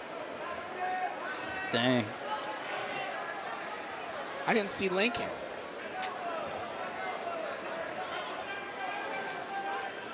You know, you're right. Which that again, are they kind of skipping around then, or? They're not skipping around. All right.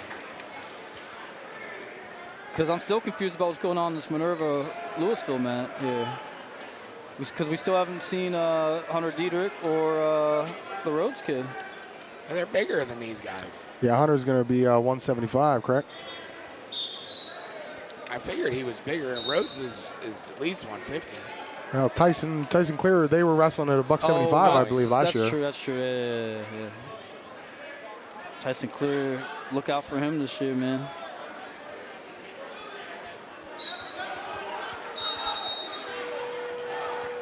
I believe he had a big showing out there in Fargo, Tyson. Yeah. Yeah, got a stop sign. Brought it home. Freestyle.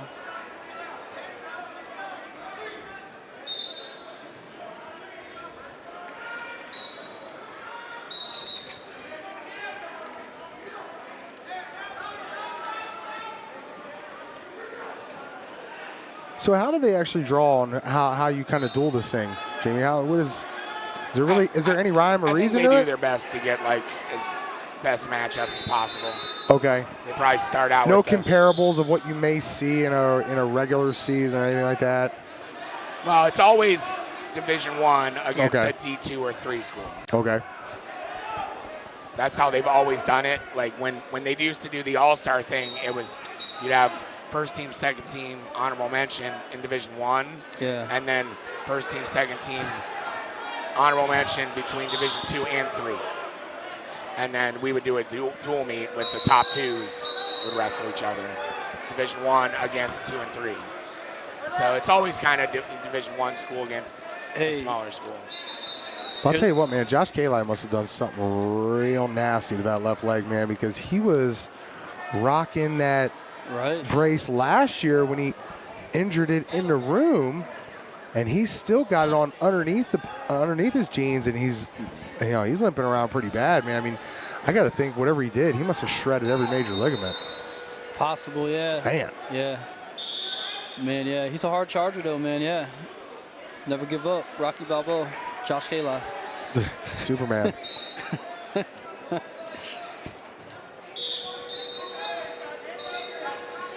Shout out to Art, man. I see him down there. That's probably what happened, man. He probably scrapped a little bit with Art, and, you know. Bad move. Yeah. Paid the price.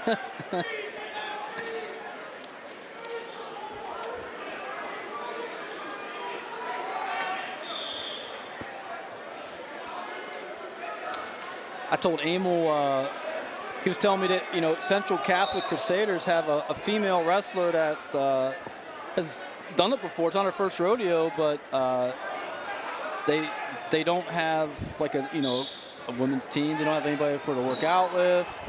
And I said you should go talk to Art Kali for sure, and pick his brain, find out what you can do there, because he's the guy. That's his thing.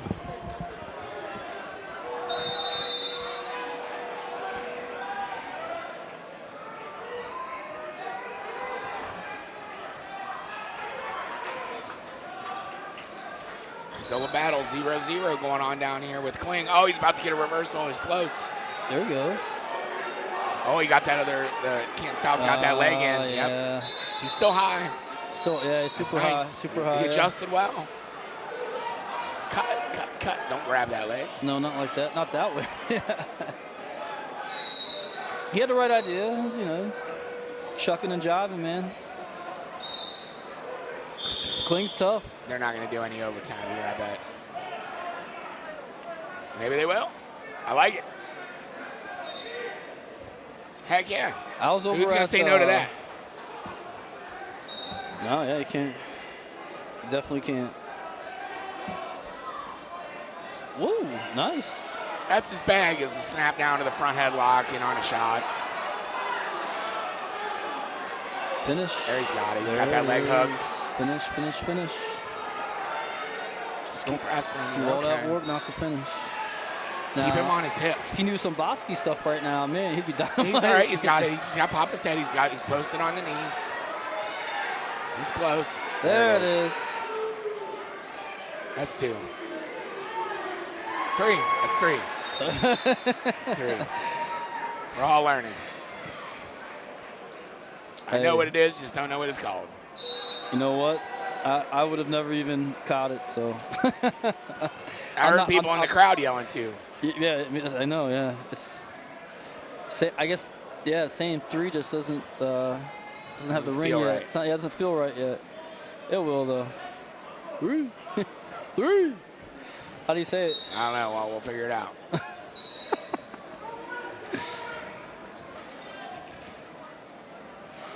Is that like wrestling's way of like matching mirror and basketball? Have the 3-pointer?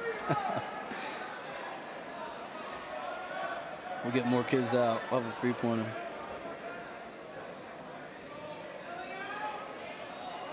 North Canton kids getting physical out there. Javen Long. Like that. Snapping. Look at those Perry Panthers. Oh my goodness. Look at this guy. So, yeah, go ahead and pop it on, man. Hey, we're blessed with some more Perry Panther greatness. We got state champion, wrestled at University of Purdue. He's a Boilermaker. It's Emil Soehnlen. Emil, tell us a little about your coaching position and what's it like over at Central Catholic right now? What's the environment like for you guys wrestling? Yeah, no, it's definitely a little different than Perry. just a little different. Okay. But it's really fun. We have a very new team. We do have the biggest team in school history. We've been talking about that all day, yeah. Biggest team in school history. Now, we may or may not practice in a glorified closet, so it is a little hard to get better. But we have a really good group of kids. Adam Lester is doing a fantastic job. I couldn't think of a better head coach for those kids. So Adam was your teammate, correct? Correct. And he was 215 or 220. 220. I remember him in this gym making like the biggest upset in the district tournament. Yep. Do you remember that match? Yeah, he beat Bubba from Aurora, who was like a 4-time state placer. Good luck, like Rocky Balboa. And not only that, but Adam beat him his freshman year. You're right, he was a freshman, yeah. I remember that. Adam made it to the state tournament his freshman and sophomore year at 220 pounds. Yeah. He was also part of our state runner-up team in 2017. That's right. Where Ed's got a little lucky. All right, we're not going to talk about them, but... Right, yeah. Well, Urbis, pulled some strings. Yeah, great team. But, and honestly, outside of wrestling, he is just so great for the kids. Yeah. And, he's a great leader. And, we're having fun. And at the end of the day, that's all that matters. The kids are having fun. We're getting better. And we're trying to get the 10% of Perry. And if we can get the 10% of Perry, we are going to win a lot of matches in Division III. There you go. There you go, yeah. So tell us a little about that road. What's next for Central Catholic Wrestling, Emil? Where do you guys go next? Yeah, we're going to I believe it's the Malvern Invitational. I don't know if it's an invitational. We're going to be at Malvern. It's Division III, yeah. Yeah, hey, this is what I tell the kids. It don't matter where the ballroom is. We just want to dance. Right on. I like that. Ooh, I like that. It don't matter. Hey, I stole it from this guy named David Taylor. He copies a lot of my stuff. He copies a lot of my stuff, so I'm allowed to copy him. Okay. All right. That's funny. All right. But yeah, no. I'll have to look that guy up. Yeah. Yeah, I think he just won like a world bronze medal. He might have got lucky. I don't know. Yeah. Taught him everything he knows, though, right? Yeah, but hey, it don't matter where the ballroom is. We just want to dance. We just want to compete. So we're just having fun. Man, TJ looks like he's ready to blast double leg out that chair, man. Oh, I'm already sweating. I got a warm-up going on. Oh, gosh, coaching. We working out down there? No, it feels like, Jason Spencer over at Canton South, he decided to test my strength a little bit, so I had to show him how to hit a real bear hug, not a Canton South bear hug. Yeah. So. Well, let's talk about your wrestling a little bit, your career, man, because, one thing we talk about a lot here on this network is, the secret sauce, the success. I mean, you came here, districts, lost to Boffman, you get him in the state finals, OT match. The shot, I think, before that in your semis, he beat Lawson. He was going for his 4th state title? Yeah, Lawson was I believe he was a 4-time finalist. He was the real deal. So you upset him.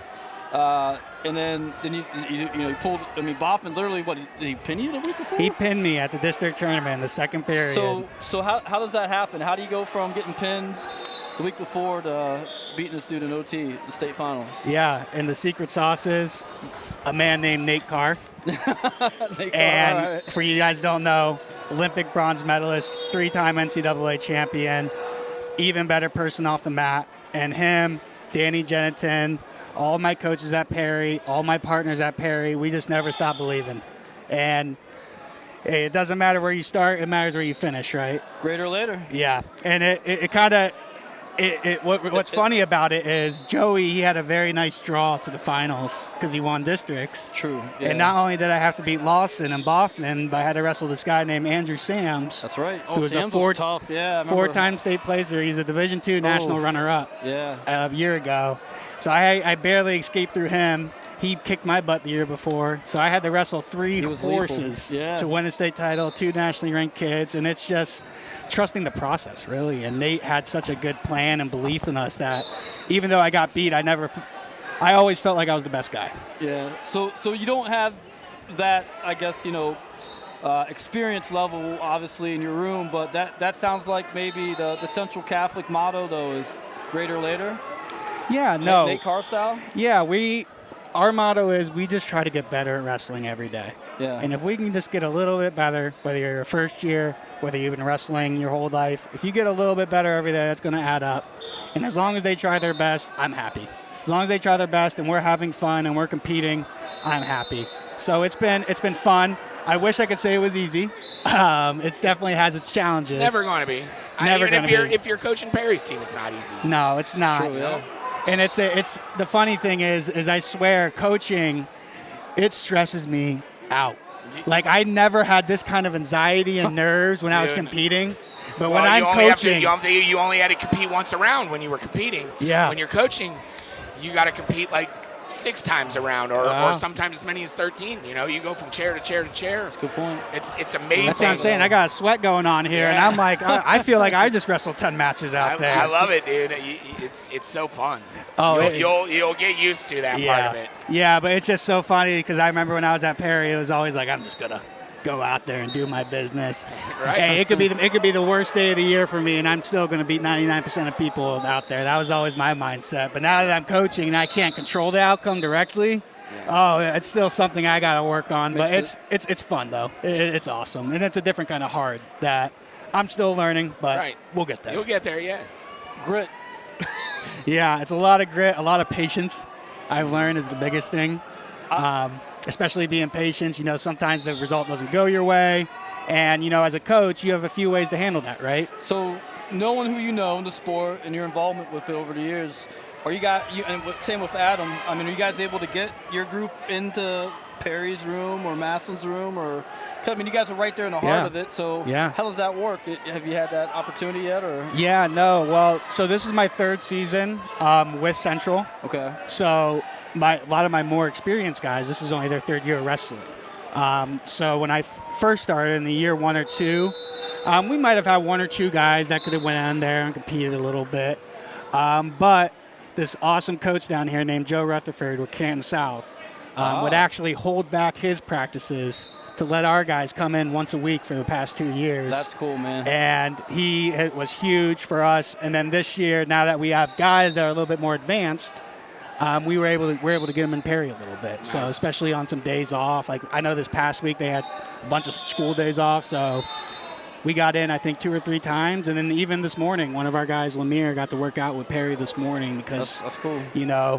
I'll quote Brent.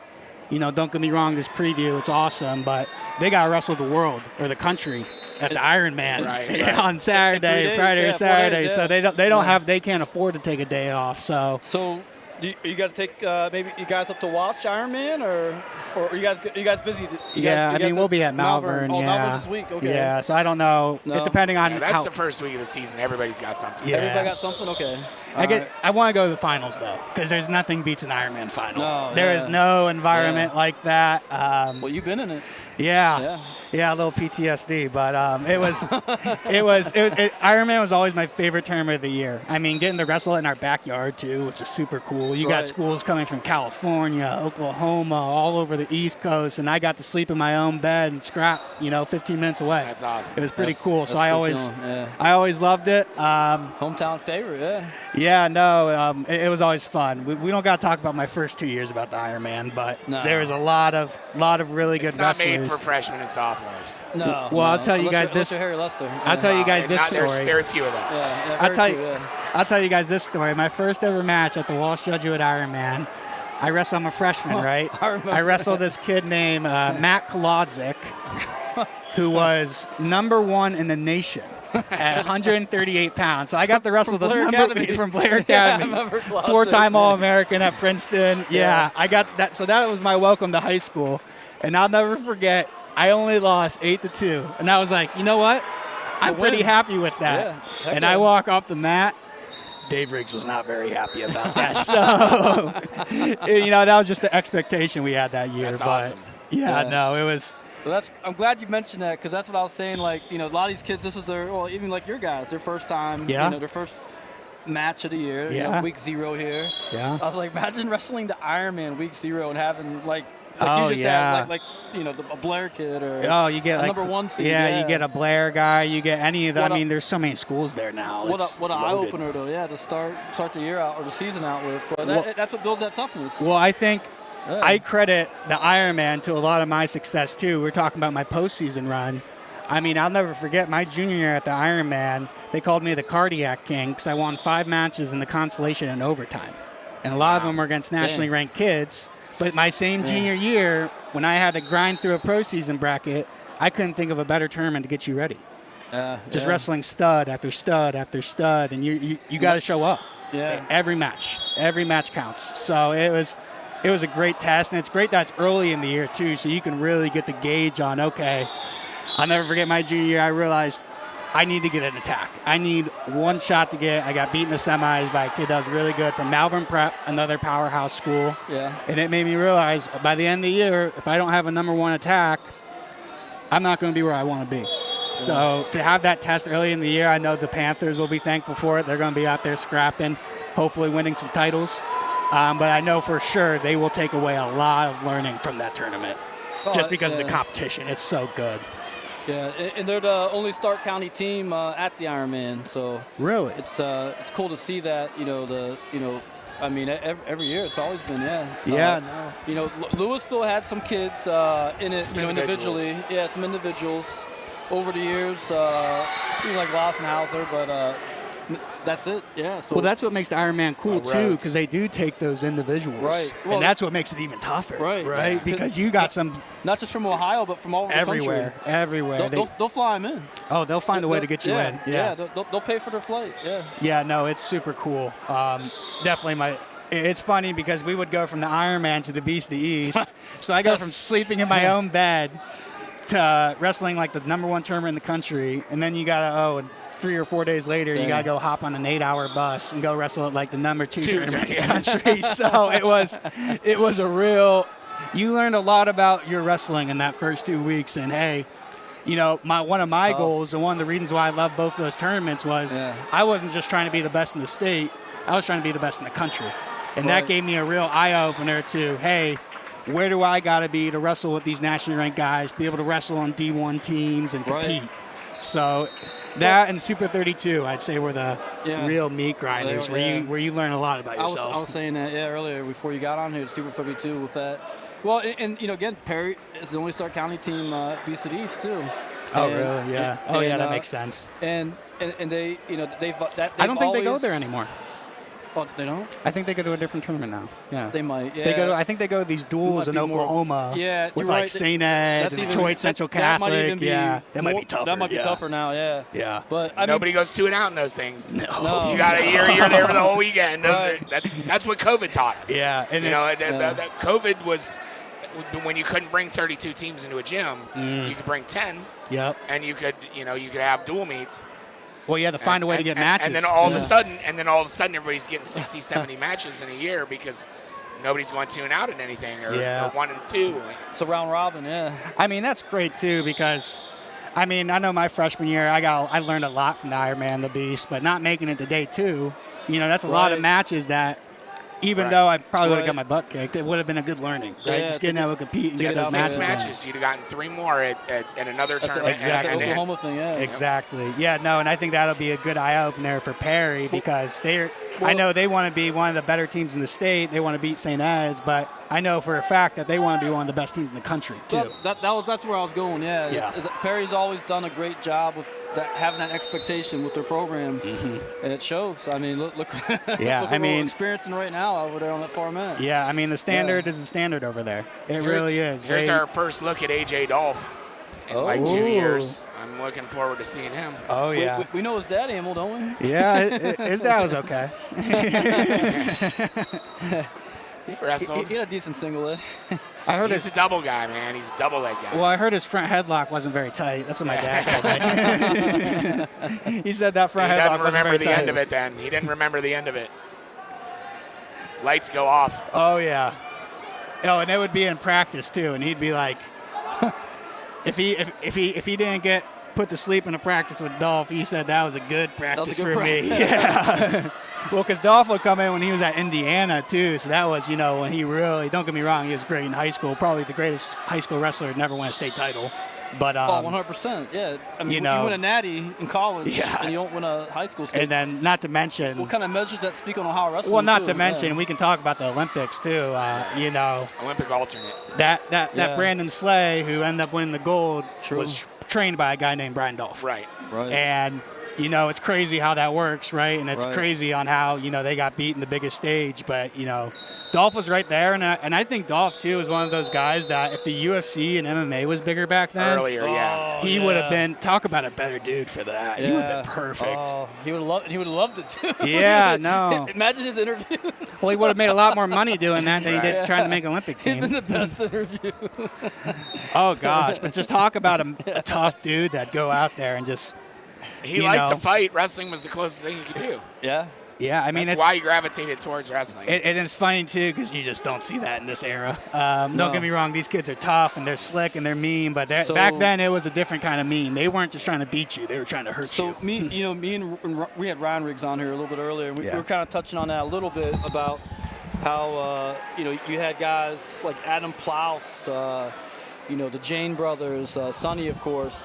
Just interior animal savage. When it came to their instinct, they had a killer instinct out there, and that you'd see that light switch get clicked on, off from on out there when they're on the mat. And sometimes I'll watch like an NCAA tournament, even like on ESPN, the semis or the finals. I'm thinking, man, if that kid had that instinct, Can't teach it. if he had Can't Plouse's teach it. instinct, he would have zoomed through this tournament. You can't teach it. I You mean, can't, yeah. It's funny. It's us. It's our generation that trained those kids. Yeah. That, but we were like, hey, there's an easier way to do this. There's a more efficient way. Yeah. I can teach you better technique, and then it's not just who can win the street fight. True. Well, I You know, think because we would just go out and try to win the street fight. My technique was good, but well, that's it what was a big part of it was Yeah. who could win the fight. And Kinda now like, it's a little more technical with these guys than it was back then. Well, you really glamorized it. I think, maybe disagree with me, but And Cornell, now, you get 2 takedowns and it's tech fall. and your boy, man, Won 4.2 in college. Cal Dake, Cornell. He Yeah. kind of glamorized that. Hey, technique wins over Toughness. evilness and toughness. Well, you mean you look does. at Penn State now. I mean, don't get me wrong. Iowa They're still all has a nice great. kids. You look Yeah, at Iowa has a great program. Iowa gets Right. those kids. But guess what? The Penn Yeah. State kids win, and they Right. laugh about it, and they make fun. I'll never forget. I'm in the line at the Big Ten tournament, and Carter Staraki's behind me, Jeez. weighing in, and then Iowa. They like to walk in, make a huge scene with like 100 people and all that. And he just looks at me and he goes, "I'm gonna kick the out of this guy," and I go, Yeah, I believe you. And Michael Kremer from Iowa was no joke, and it's funny because Kremer won the Big Ten title. And he wasn't one of those lunkheads. Kremer wasn't. No. He wasn't. But the traditional you know, Iowa style, that doesn't work in college anymore. You got to be technical. Or the old Brands Iowa approach. Yeah, it's not. Well, not even thing, they've evolved. You look at Iowa wrestling now; true. it's evolved. It's not. I'm just going to punch you in the face and take you down. Right. But it's funny. Spencer Lee wasn't that guy. No. Not Spencer Lee went there for that, to get that exactly. Edge. Who was his teammate? DeSanto. He is perfect. Yeah. DeSanto was. Yeah. Perfect. And that. I love DeSanto. What was the other one? It started with a G. Gilman. Gilman was a freak was too. mean. They're both. But he was still crazy. Mean. Yeah. I mean, he was crazy. I saw him get interviewed one time. But you can't teach that drive. Yeah. They want to go out there and they take it from you. Yeah. They just take it. Right. And that's the one thing I always say. I was very, very lucky to have Dave Riggs my freshman year in high school. And the one thing that I'll always credit Dave for teaching me was how to fight. Yeah. How to fight for myself. Yeah. You know, I got lucky and made it to the state tournament my freshman year. And a big part of it wasn't because I had some crazy technique out there that no one else knew. Big part of it was because if I didn't show up in the room when I was practicing with Nick Steed, Nick Steed was going to punch me in the face and say, "Get it together." And I had to make a decision. Am I going to lay down? I trained Nick Steed in my basement. Oh, gosh. I trained Nick Steed in my basement. That's one of the last of a generation right there of just mean dudes. I think Nick had like one takedown, and he would just beat you up, man. Beat you up. He had a lot of one-point victories. Well, he was a Glen kid. He didn't have like true wrestling pedigree from when he was a kid. You know, he didn't have like the best youth coaches. They were good, but they weren't enough for what he needed. Yeah. No, and that's why he went to Perry, And he's one of those Perry guys that might kind of get forgotten under the rug. He was just so good, man. I did forget about He was so he tough. was tough. Yeah. He won a lot of big tournaments. He was another guy that was a really good wrestler that never got the title. But he never got. Yeah. He took second twice. Yeah. He got beat by Carson and the Walsh kid. I forget the Walsh guy's name. Oh, he lost to Carson. He lost to Carson in the finals. Yeah, senior year. And then who was the Walsh? You should know the Walsh guy. Was it Johnny? No. It wasn't. He wrestled he started out at D1 school. Johnny? No, it wasn't Johnny. What about Stepanek? No, that was my time. Yeah, I forget his name. He wrestled in college. I think he won like an NAIA title. Like he was a good wrestler. I can't think of his name. He had that misdirection low single he caught Nick with. Yeah, and that's all he had, and everyone knew it was coming. Bunch of brothers. They were like three brothers. Yeah, that's Skinetsky. Yeah, that's Skinetsky's. Oh, is that who it was? Yeah, Skinetsky's are known there. It wasn't the Skinesny, It was it Nick Skinetsky maybe? Skinesny. It wasn't Skinesny. I forget his name. He was good though. I mean, he was. It was the kid he was a Louisville guy originally. Was he? I can't think of his name. David Rella. I don't know. It might have been Rella. Every time I think of that era, I just think about the Newhouse and the Alex Mack Wars they had in the finals. Newhouse had a great fun. Yeah. I mean, those were some crazy matches, and I think it might have been Rella. Yeah. Rella was tough. I mean, Walsh, they got a good team this year. They always got some guys. I mean, that Akron area, it's hard not to find talent there. Right, so if you don't, a lot of good wrestling up in Northeast Ohio, so that's for sure. And, I mean, they're traditional powerhouse, too. I mean, I know they've had their ups and downs, especially with all the coaching changes and all that. But that's every private school in Northeast Ohio. Besides, you got to pay. Well, the equalizer with Walsh, and I don't know if they covered it in the second half of that documentary, but right after I graduated in '96, like maybe the year after, they got girls. Yes. That cut their enrollment in half. It did, yeah. And so that's when they went from #1 team in the country to #3 team in D2 in Ohio. Got it. Yeah. You know, they didn't have the enrollment that they had before. Yeah, that was a big part of it. And speaking of and the money of Walsh Jesuit girls, hey TJ, Walsh Jesuit girls, Mbappe transferred to Columbus, a team there to win Olentangy. Yeah, she might transfer to Olentangy. Yeah. Olentangy Liberty, they got the girls team down there. Yeah. They're going to the Ironman. Well, it might be Marysville, actually. Yeah, Marysville, yeah. Football nugget for you. Oh, yeah, go ahead. Three first-time teams will make it into a state championship this weekend. Indian Valley is one. Tangi Liberty will play for the Division I state title. Wow. Against Moeller. Wow. Against Moeller. Dang. 3 of the Division 6, so there's 12 teams playing. 3 of them are playing for their first state title this weekend. Indian And Valley. Indian Valley's one of them. I'll tell you, I mentioned it to Tanner the other day. Indian Valley, we used to wrestle them all the time, all through Tanner's youth. They were freaking stacked. And I mean, Tanner just graduated last year, so obviously they had some really good teams. Now they're athletic-looking kids. Yeah, now they're scrappers. It's a school. That's the Indian Valley by Claymont, right? Yeah. They always have that like spotlight war like match thing. Down in the barn. Yeah. No, they're tough kids, man. I mean, those Claymont kids. They might not have always been the greatest wrestlers, but they were tough. And I mean, they got good wrestlers. They were good wrestlers. It's a shame. Ty Warner's at It's coming back. It's coming back. Yeah, well, I saw Dustin's the head coach now. Dustin Warner's a great wrestler. And then Jamie is running that. Well, they got the Warner Elite. Yeah. Well, I mean, it'll come back. There's 2 ways you get better at wrestling. It's not rocket science. You either develop or you recruit. Right. Yeah. So, and you couldn't think of a better development program. I mean, my cousin Rocco, he drives all the way up to the Warner Elite Club. Oh, does he? Yeah. No kidding. Yeah, and he lives in North Canton. So they make that drive to go train there, and I think that says a lot about who's that the program. My cousin Rocco. What's his last name? He's a Soehnlen. He's a Soehnlen, yeah. Oh, yeah, he's coming up. I remember Rocco. He was a little baby, man. Oh, he's going to be a beast, man. He's going to be a little beast. Who's his dad? Danny. Dan. Yeah, Dan Jr. Dang, I forgot about Rocco. He's going to be a beast. I had a Soehnlen on my youth team. I think he goes to one of the private schools, but he trains at Warner's every day. Okay. Yeah, he trains at Warner's every day. You probably had little Greg. I did. Yeah, I had Greg. Greg's son. Yeah. He had little Greg used to work out with Emil in the basement there. Yeah. I think he might have hated wrestling the most in our family. Probably. Him and Mark, little Mark hated it too. Yeah, I was their biggest advocate, man. He did fine. It's a shame. I used to yell at wrestling, their dads all the time. Not everybody loves it. It's hard. Yeah, it's hard. It's the hardest sport in the world for a reason. Yeah. I mean, you got to have a different mentality. That's for sure. You know, it's not for everybody, but I always say it's something anybody that can like it.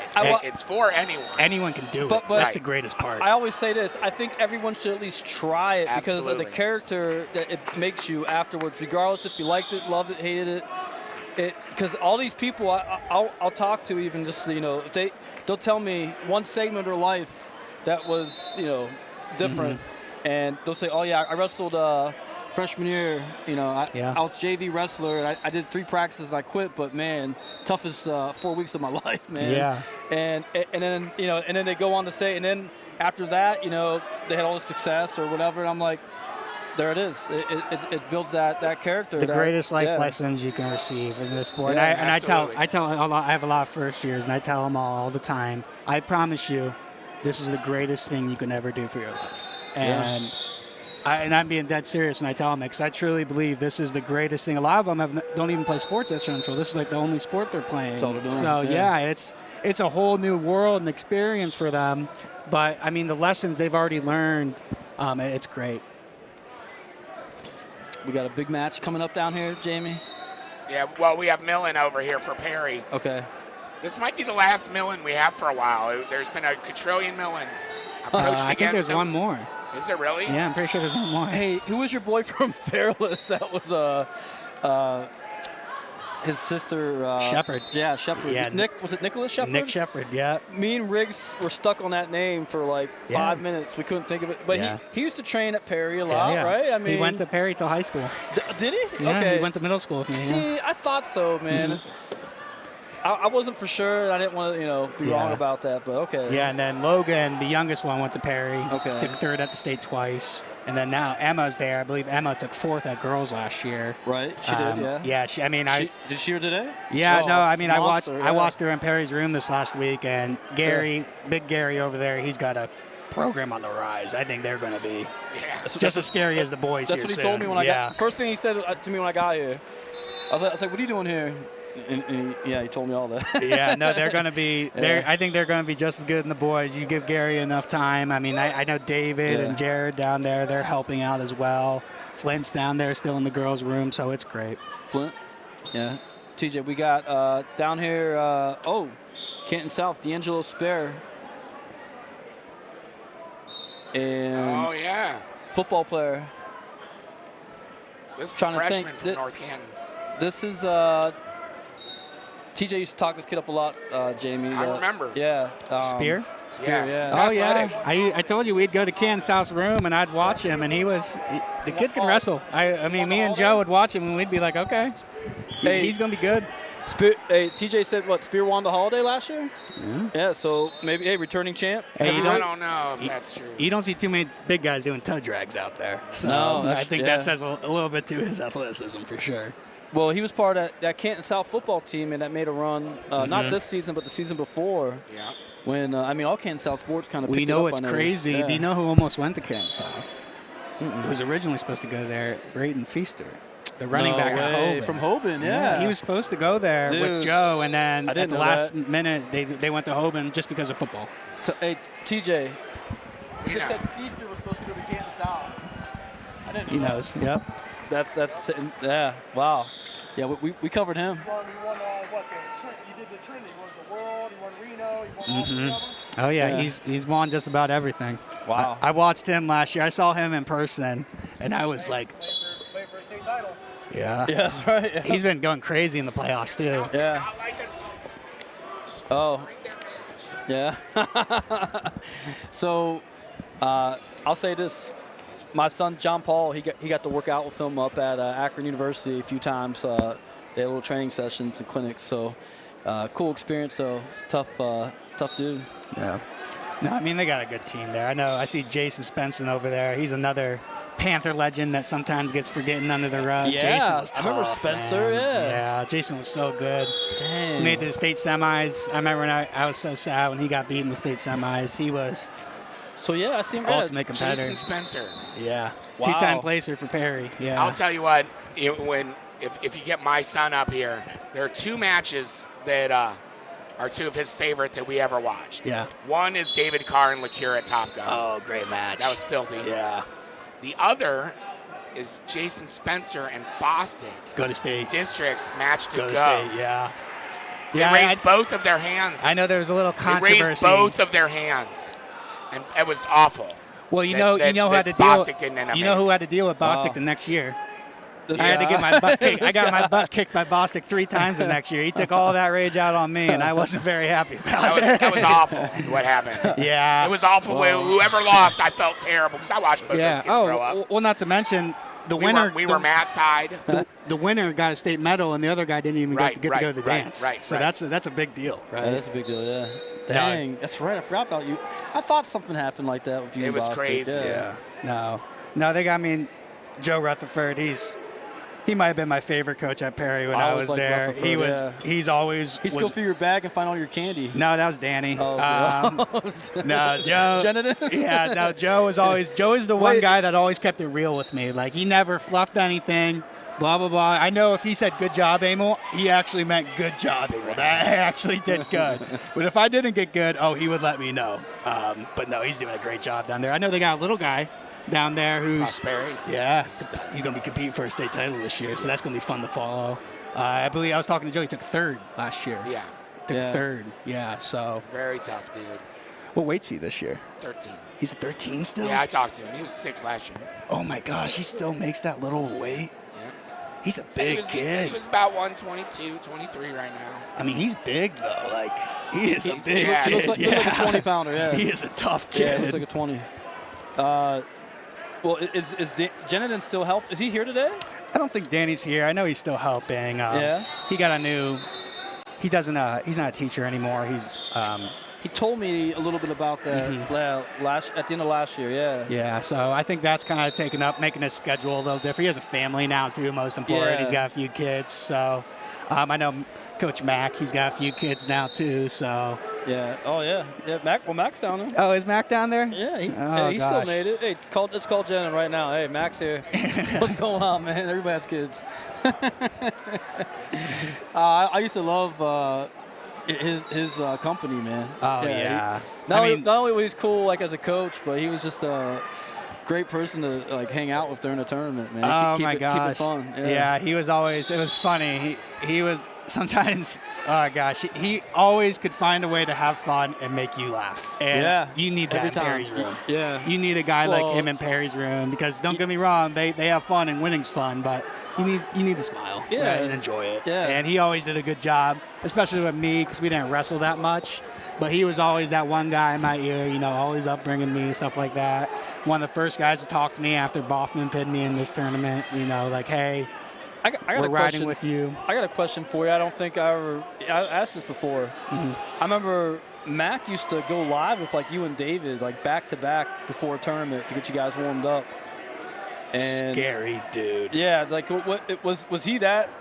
I mean, real deal. He was so I'm good. like, bro, you're going toe to toe with two of the best kids in the state, back to back weight classes, and he was just like, you know. Me and David were nationally ranked our senior year. Yeah, he was leveling you guys. David might not be happy with me saying this. Yeah. David Carr might not be too happy with me saying this, but when Mac was on, there was nobody in the state of Ohio that was beating him. And it was, I'm talking when he was on, he would not only beat me at 170, when he laid like 145, he would tech fall me. I mean, he was so tough, man. Dude, I remember him more at the greatest thing I saw ever at the Top Gun tournament was him just going to town on you and David in the warm-up. I'm like, I'm good. That's all I need to see. He was so more good. Yeah. I was sitting up in the crowd with, you know, a lot of your Perry people, but and they had already seen all that, you know, happen week in, week out, so they're used to it. I'm sitting there like, what? Oh, yeah. You guys see that? I'm yeah. like, who's that coach from Perry? Well, it's a funny story. We were talking about Nick Steed earlier. So I'm coming back. I got wrestled for 3rd and 4th that year here at Hoover. And I'm in the back, and everyone's watching David, and David's wrestling, blah, blah. So I'm there kind of by myself, and there was a mat back here, and I'm like, I want to do some shots. And I see this guy named Nick Steed walking back, khaki pants, you know, not workout clothes. And I go, hey, Nick, can you get someone? Can you grab someone to help me warm up real quick? And he goes, yeah, you're going to wrestle me. Takes his shoes off and his socks, rolls the sleeves up, and we just go at it for like 10 minutes back there. And, I mean, that was just Nick Steed, though. I mean, he was just a tough dude. He didn't care. Anytime, any place, anywhere. He was ready to go. I mean, you don't see that every day anymore. That's for sure. That's cool. That is awesome. Yeah, no, and Mac was the same way. I mean, and the worst part about wrestling Mac was not only would he beat you, but he would just find a way to embarrass you and find like the most. He would try stuff all the time and like make up takedowns on us, and I'd be like, dude, can't you just kick my butt the normal way, like Danny does? I mean, Danny just pushes my feet in the mat, and then puts a bar in and turns it. And no, Mac, he has to create a turn on me, and then I'm like, not only are you embarrassing me and kicking my butt, but it's just. I would watch him go. So here, Jamie, what I'm talking about, like, like you do, you get somebody in the middle during practice, and you keep them in the middle, and everybody just like rotates on them. Yeah, like shark bait or something. Yeah, like that. So they were doing that to Mac.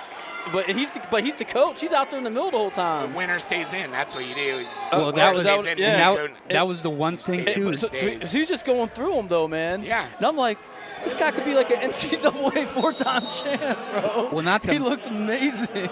I used to watch him in the warm-ups. Like, who is that? The crazy part was, I don't think a lot of people understood this. At least at my day, Danny and Mac were growing every day. And they weren't just wrestling every day. They're wrestling with me and David every day. I mean, that, looking back on it, I don't know how they can still walk as, older men, because that definitely couldn't have been easy, I imagine. And then, you don't get to wrestle anymore, David? Here's a Joe Kuntz for you. Here's a Zach Laxton for you. I mean, Gary Define. There's just horse after horse. But every day, they never would take a day off, and they competed every single day. And I know for me personally, I'm like, I can't let Danny outwork me today. If this old guy could still do it, I got to do it, So it was definitely a big motivation for the whole team, though, watching them. Right. And even Nate would still tie the shoes on and beat us up, too. So it was like, okay. Tell us about that a little bit. Wrestling live with Nate Carr Sr. Well, here's the craziest part. Nate couldn't really bend his knee in shooting me. So he never hit a knee the entire time. All right. and would still find a way to tech fall our entire team in the first period. So he would do that like at practice? At almost 60 years old. I'm talking, I don't think I ever scored a takedown on Nate Carr in my 3 years at Perry.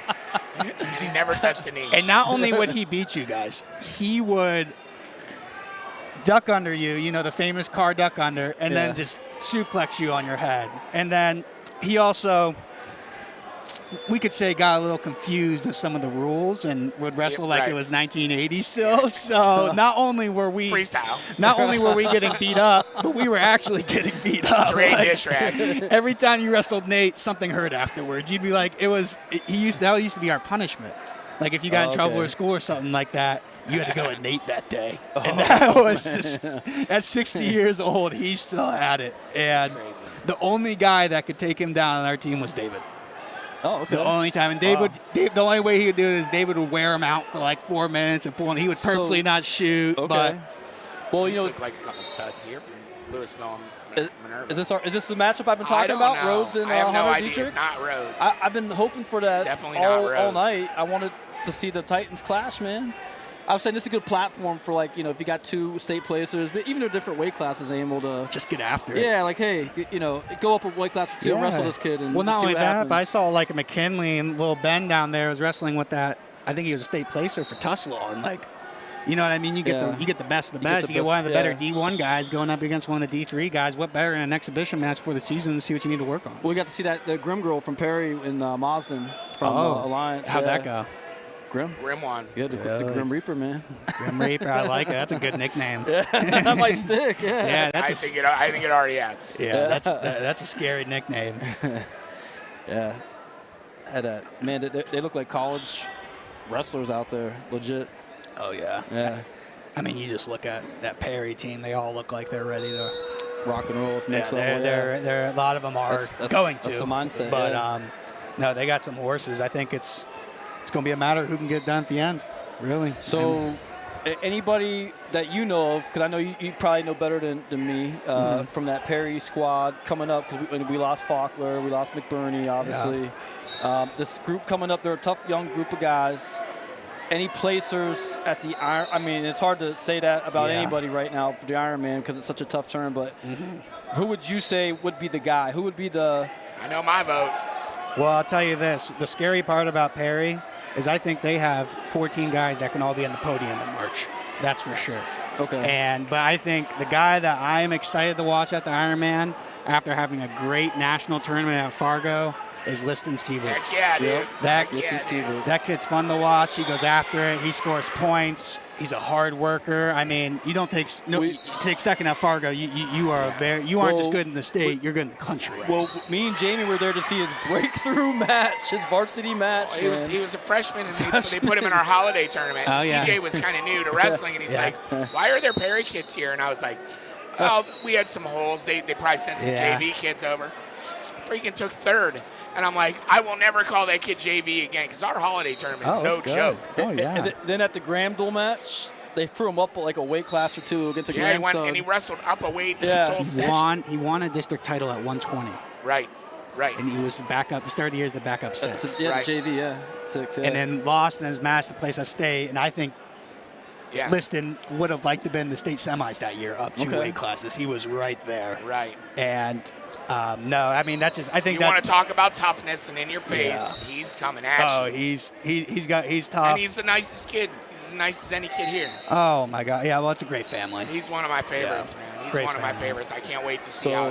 I went up to him because he good committed. Ironman pick, man. Maryland, committed to I Maryland. know. And I was like, he's going to be a Terp, right? Yeah, the Big I Ten. went up to him and congratulated him, and I'm like, hey, you have a great senior year, and he's like, well, I'm a junior. And I go, you know what? I knew it. I said, I knew that I didn't miss a year. But when I saw you committed, I just kind of assumed that you were a senior. Well, it's crazy now. The recruiting game. Now, yeah. The recruiting game. I mean, they're after you the day they can. I mean, you look at some of these, like the Bo Bassett's and the Jax Forrest, the Marks Blaze. I mean, they're not letting those guys sit. They're on them on the day they're allowed to call them. And let's be honest, we all know how it works in big college wrestling. There's, we can say, alumni reaching out, or I know the big thing that's controversial in college wrestling is teammates. kids recruiting other kids. Well, on social media too, they can do it now. Yeah, Yeah, the kids can. Yeah, because it's like, hey, the coach can't reach out to you, but nothing's stopping. I mean, there is nothing stopping. Well, use an example, David at Iowa State. There's nothing stopping David from calling me. And if we talked about wrestling, I mean, it didn't happen. But if it did, I mean, there's no rules about it. Yeah. And now with the whole you throw money into it. Yeah. Now that's where it gets tricky, right? Because these kids aren't just talking about, oh, if you come here, you're going to be my starter. We're talking about, oh, if you come here, you're going to earn X amount of NIL dollars and be the starter, right? So it's a different game now. You almost need like a general manager for some of these teams. Yeah, you're right. I mean, it's happening in football. I mean, Stanford just brought on Andrew Luck as their general manager. It's going to be a matter of, I believe it's Penn State. They have a guy that they just brought on. Yeah, that's going to handle all the NIL finances and all that because it's a job now, and it's also still kind of the wild, wild west. So it's because there's no really rules or details to define what's. It's still new. Yeah. And I think the issue what's is now. Right and what's not right. Well, the issue is now you look at Michigan, right? Don't get me wrong, Michigan just beat Ohio State, and people might not like me talking about Michigan, but they went 6-5 and got the #1 quarterback in the country. How do you go 6-5 and get the #1 quarterback in the country? You have an alumni who's a billionaire buy him for $12 million. Yeah. That's exactly what happened. Yeah. You got Central Michigan down the street. Like, how are we supposed to compete with that, right? Like, it's crazy. Yeah, it really is crazy. It probably pay off too, yeah. But yeah, that's you're right, man. That's a good way to explain it, Emil. Yeah, I mean, even you look at, I remember I think it was 2 years ago, the MAC had 3 All-Americans. All 3 of those All-Americans ended up transferring to a bigger D1 school with at least 6 figures of NIL money guaranteed. Wow. So it makes it very tough for an Edinburgh, for example. They had one of those All-Americans. Yeah. You can't be mad at the kid for going to Iowa State and taking a 6-figure NIL deal. Right. You can't be mad at Isaac Olenjank at NIU going to Oklahoma State and taking a 6-figure deal. But it's just the way the game is now. Absolutely. That is a game changer, man. And Iowa got 2 #1s for like $500K each. Yeah. That's Crazy. Well, boys, I think we're wrapping this thing up. We're starting to take the mats apart. We're finishing up here. We got our 2 Hilshire Clark men and women's athlete of the week, or electric performer of the contest here. We're going with Delaney Grimm from Perry for the big win over Mazden. With the boys, it was a little tougher. There was a couple of